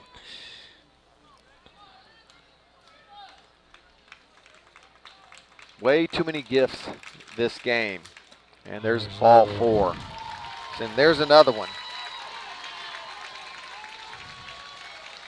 First and second, 1 out. And again, you've got to go after number 20 right here. Blaine Huntley, the 9-hole right fielder. 261 hitter on the year, so he can hit. But you've got to try to get a ground ball here and get out of this inning before that number 4 comes up, because Cameron Colley, the shortstop, good gravy, that kid can swing it. Off the plate, 1-0. And if you're Blaine Huntley, you're taking a strike. And so only 5 hits for Barbers Hill, but there's been 7 runners put on base. Right. And you just cannot have that at this level. It's like we've been saying, Joe. Good teams take advantage of extra outs and free base runners. So back pick is off the mark. First and second, 1 out. And that's six straight balls from Toomas here. He really needs to. And this is the number 9 hitter. He needs to go. Guess who's on deck? Yeah, that's what I'm. That's what I'm talking about. You do not want the bases loaded with number 4 coming up to plate. Pitch up in the zone. It's 3-0. So Toomas now can't find this. Yeah, Benny zone. Needs to.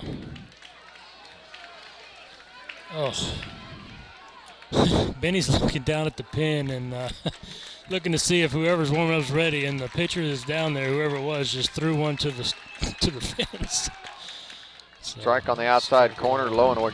If you could just live there, you could get out of the inning. Yeah. Well, you can't nibble here. You've got to put the ball down the pipe and make this kid the one that's going to beat you. No, the score board shows 2-2. Well, now the coach is going to argue about it because I had it 3-0. Yeah, I have it as For a that 3-1 strike. count. So.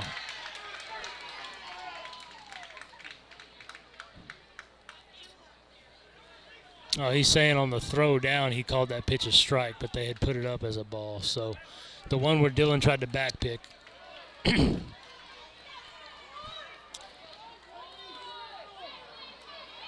So that must be what we all missed it. 2 balls, 2 strikes. 2 on. And there's a good great curve for strike breaking three. ball. And there's that's what 2 away. You'd almost rather see the ground ball and the double play with Colley coming up, but great pitch there and got the strikeout, so now you got 2 away. And shortstop Cameron Colley coming up, a 445 hitter. Struck out against Birch on that great changeup. 7 strikeouts for Mustang pitching.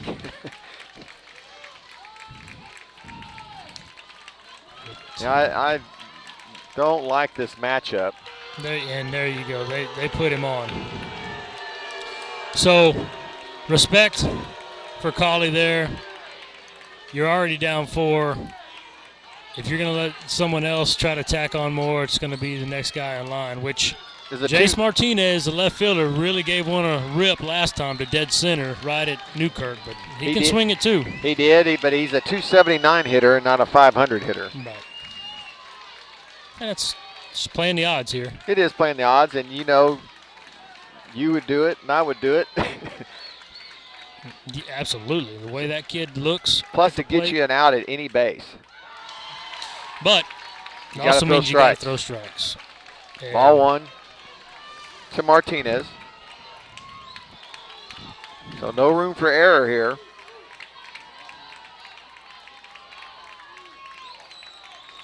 Bases are loaded. 2 outs. Off the plate, 2-0. Man, you just got to find the zone. Hey, definitely, if you're Jace Martinez, the left fielder here, you are sitting dead red on one thing and one thing only. Well, you figure that you're going to have him take here. Yeah, I don't know if I would. I mean, I know what you're saying, but on a 2-0 count with bases loaded and a chance to put the nail in the coffin, so to speak, I'm just making sure he's swinging at his pitch only. Yeah, and that's a good take. That's a good take. So that ball's a ball on the outer black. You don't need to swing at that, but he took it for a strike. 2 balls, 1 strike, 2 outs. Bases juiced. Toomas delivers. Swing. Oh, got a piece of Maxie. I think off the foot. He's hopping. I think got him right in the toe.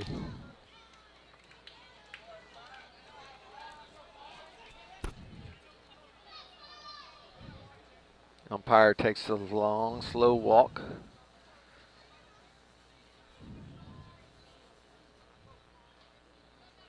And they'll reset and do it again. 2 balls, 2 strikes, 2 outs. Toomas trying to keep it where it is. And trust me, it's enough. A walk or a base hit really would be the nail in the coffin.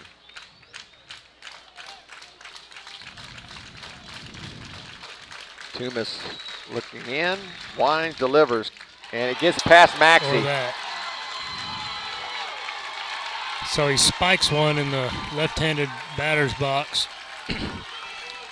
Maxie really didn't have a chance. Tried to get out there and do the best he could, but ball bounced in the front of the left-handed batter's box and off this bouncy turf just bounced right up and over him. So run comes across, 5-0 now.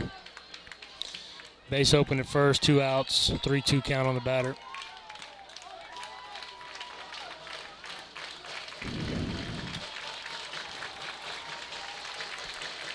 Here's the payoff pitch coming from Toomas.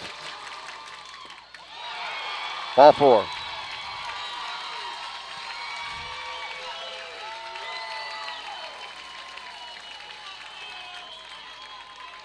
And it just hasn't been, the pitching has not been there tonight. No. That's just all it is. Hitters have hit everything at somebody. Not like we've had any base running blunders or anything like that that's taken us out of an inning. No. It's just it's been one of those nights. One of those nights where everything's going Barber Hill's way. So bases loaded now for the catcher, Brody Williams, a .345 hitter on the season.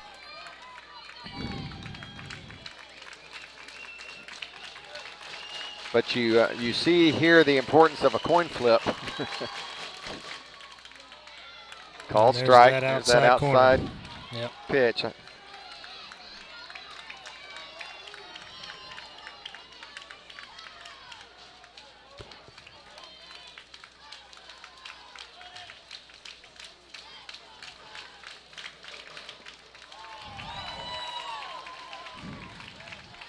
1 ball, 1 strike.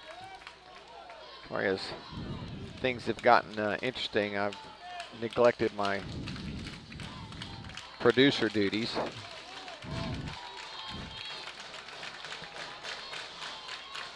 The 1-1. This ball driven deep into the night, way back, and it will be off the wall. 3-run. 3 runs are in.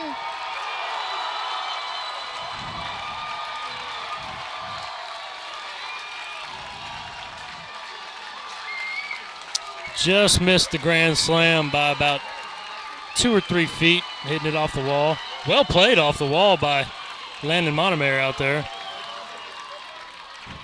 I mean, was right in the perfect position to get it and get it back in quick, but with 2 outs, everybody was on their horse at the crack of the bat, and that ball was elevated, and it stayed elevated for quite some time. So by the time Montemayor got it, the runner from first was already rounding third, so. Well, no need to delay updating the scoreboard as I was already in there. It's just added 3 more. 8-0 now. And another back pick attempt. And another ball. First pitch. Wait, hold on. Strike, I think. They're going to change that to a strike. Yeah. Did he swing at it?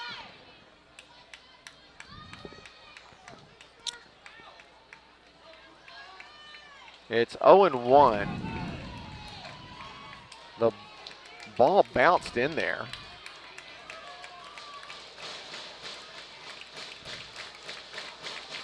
I mean, maybe he had a check swing at it. I didn't notice it, but maybe that's what he called. I'm not sure. Scoreboard has it 2-0. I'm pretty sure it's 1-1.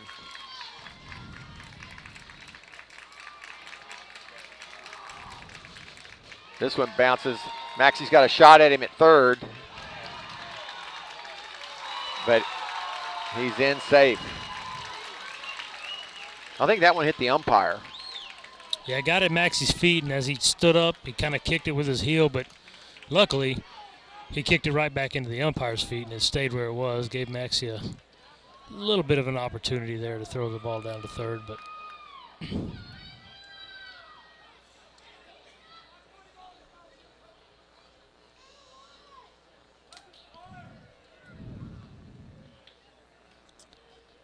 yeah, we knew coming in that the story on Barbers Hill was that they could swing it, and they were aggressive, and they were aggressive on the bases, and they just had a solid lineup top to bottom, and we had heard that the pitching might be their soft spot, but Hunter Mercer has come out here and pitched a gem, sitting on 90 pitches through 6 innings, giving up 7 hits, but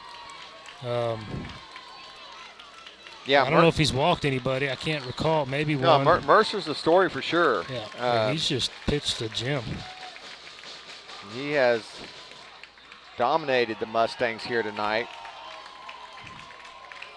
He has given up 7 hits, but he has spread them out over 6 innings. He has not walked anybody. He has struck out 3.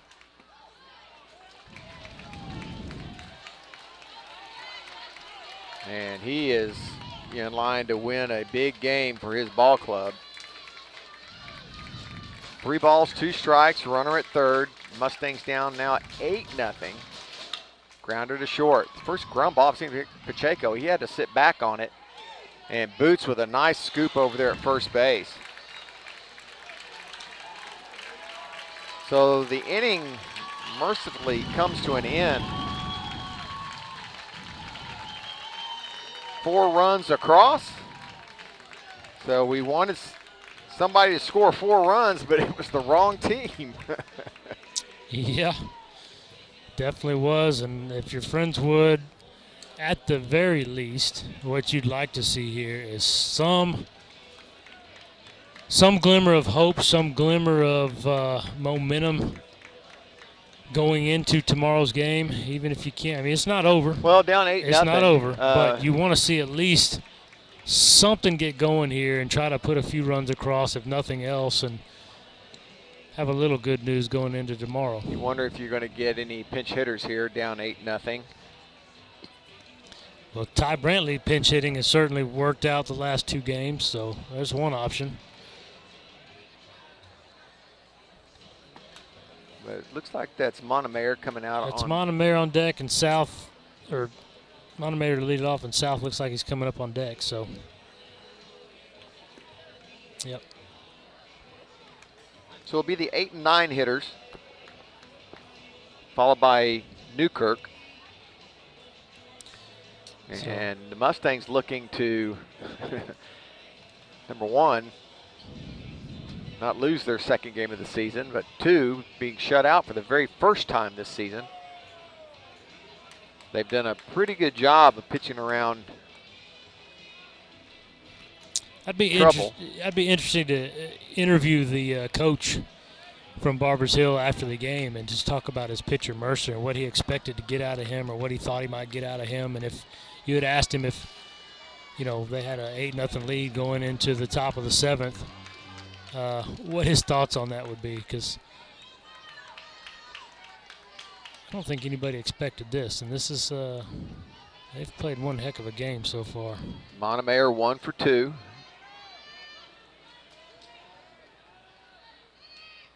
And Mercer continues to throw strikes. Does not get the call there, but again, not grooving it either. Just off the plate.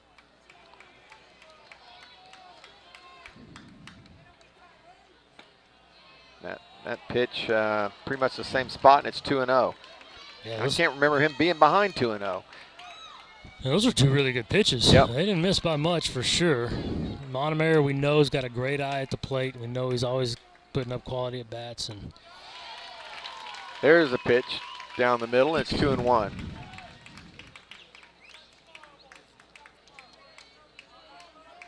Again, best of 3 series. First team to win 2, and it's 3-1.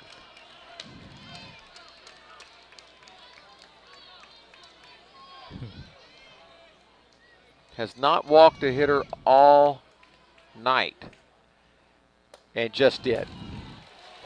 Thought he'd give him the media jinx. It worked.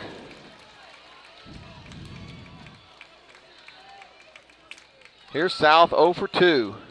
Yes, I think if you're South here, you're taking a strike. Because we need lots of traffic on the bases, down 8 runs. So grounded out to the pitcher, flew out to right.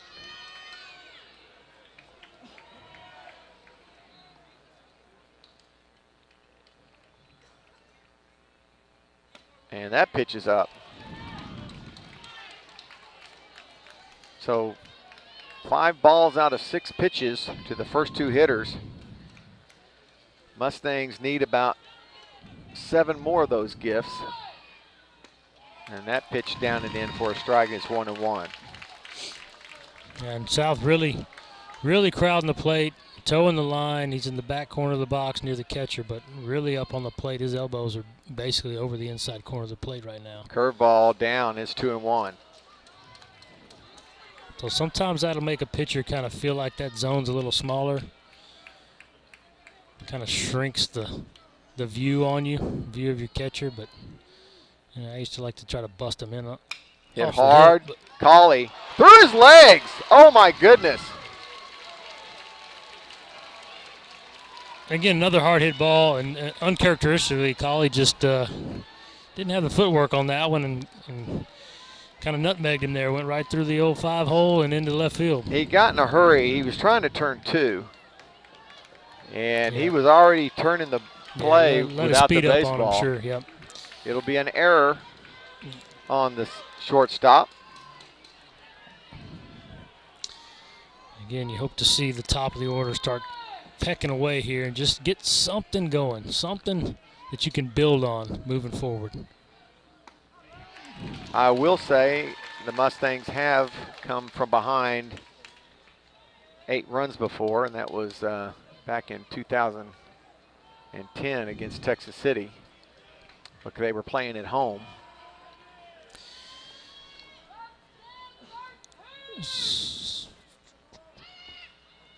That pitch is down to the turf, and it's 1-1. So that ball was pitch number 102.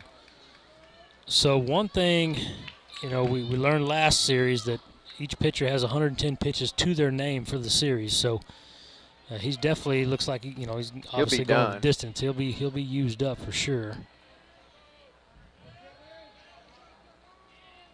The 1-1, good pitch. Newkirk taking all the way there. Yeah. And should be.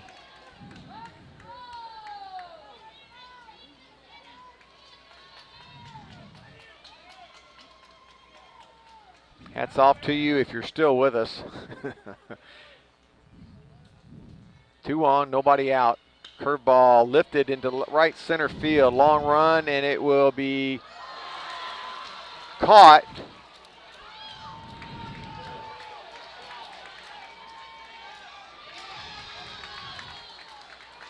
They're going to say he tagged. I'm not so sure he did. I was watching him. A little bit of a collision out there. I'm pretty certain he tagged. I mean, I was watching him. The play's right in front of us. The ball was hit to, right center. Runner was at second base right there, and he definitely left on the collision. Now, whether the collision happened before the ball actually touched one of the fielders, I don't know. But I like the coach, though, up 8 runs and arguing an out. He got one. He ought to be really happy with that since his fielders ran into each other. Yeah, that was a scary moment right there. That could have been bad.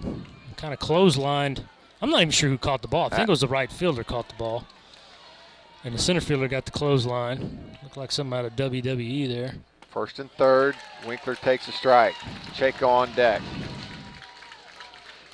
Mustangs now trying to just not get shut out. They have an opportunity here if Winkler can keep it alive. There goes the runner. No throw.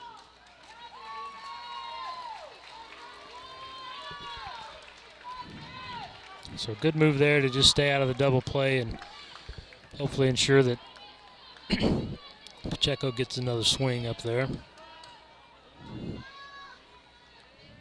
1-1, 1 out, 2 on. Curveball hit and through the hole.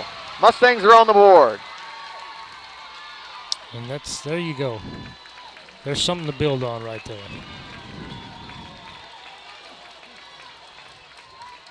RBI for Winkler. Second hit of the game. Might be coming to get his young pitcher. The coach is coming to the mound. Maybe he was trying to give him the opportunity to complete that shutout. So they could just be talking about it. South gets over to third. What's our numbers? Pitch count? Yep. Yeah, he's at 107. Next pitch would be 108. So They're leaving him in there. Hey, I like it. He'll You face still got a huge lead, and Yep. you're burned up anyways. Sure. You know, you got, and he might have been just telling, hey, look, you got 2 or 3 pitches left, whatever hit. You know, I don't have the official pitch count, but I show him at 107, so he might just be saying, hey, you got 3 pitches left. Go after him, see if you can get this guy out in 3 pitches, you know. So here's Pacheco with the runners on the corner. 1 out. Hit up the middle and through for a base hit.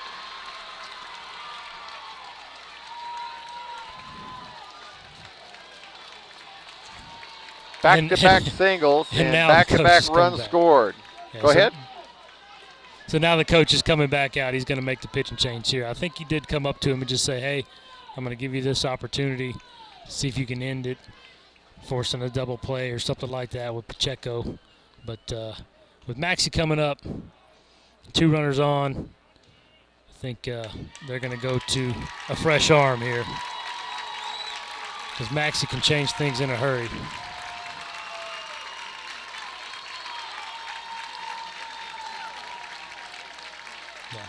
So final tally on Hunter Mercer there is 108 pitches by my count. And just filling up the strike zone. I'll see if I can get a quick count here.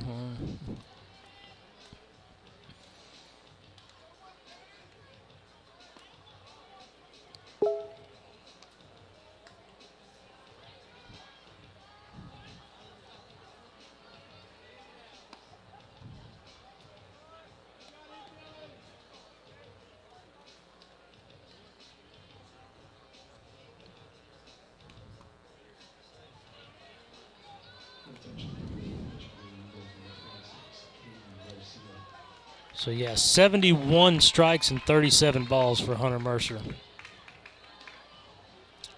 That's efficient.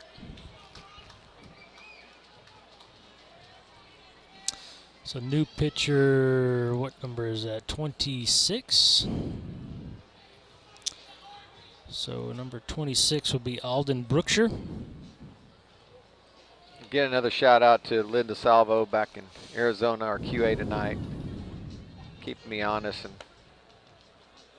making sure I'm in the right inning. Start to get a little late here. It's 11:16 on a Wednesday night. With a 1 o'clock game to follow tomorrow, which puts us here, what, about 11? Should have brought my sleeping bag. We could have just camped here for the night.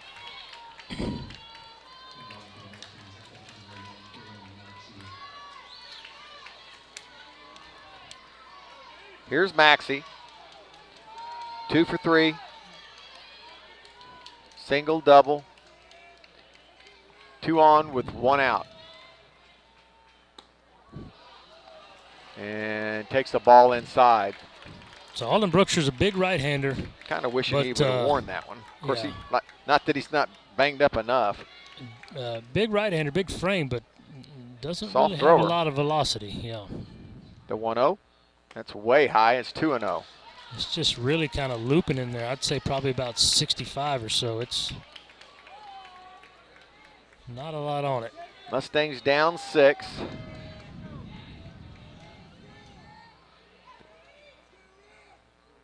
And Dylan swings through that 2-0 pitch. I think it would have been a strike anyway. Again, it's very slow.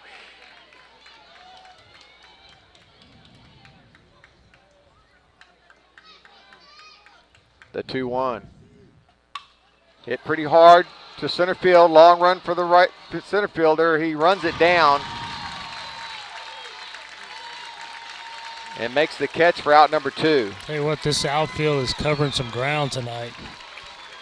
That ball was hit on the screws yet again by Dylan. Into the power alley between the 375 and 390 marks. And that young man ran a long way to get that ball. Good play by the center fielder there, Carson Garrett. Oh, yeah, the Dominican, 23-year-old. That's right. That's probably who that chopper was for.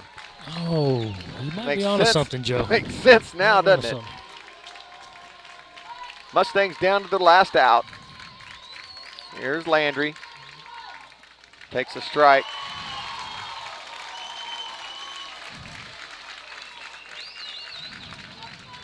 Yeah, Dylan hit one to the towards the 390 mark. Big field here. Bounces that one in there, and it's 1-1.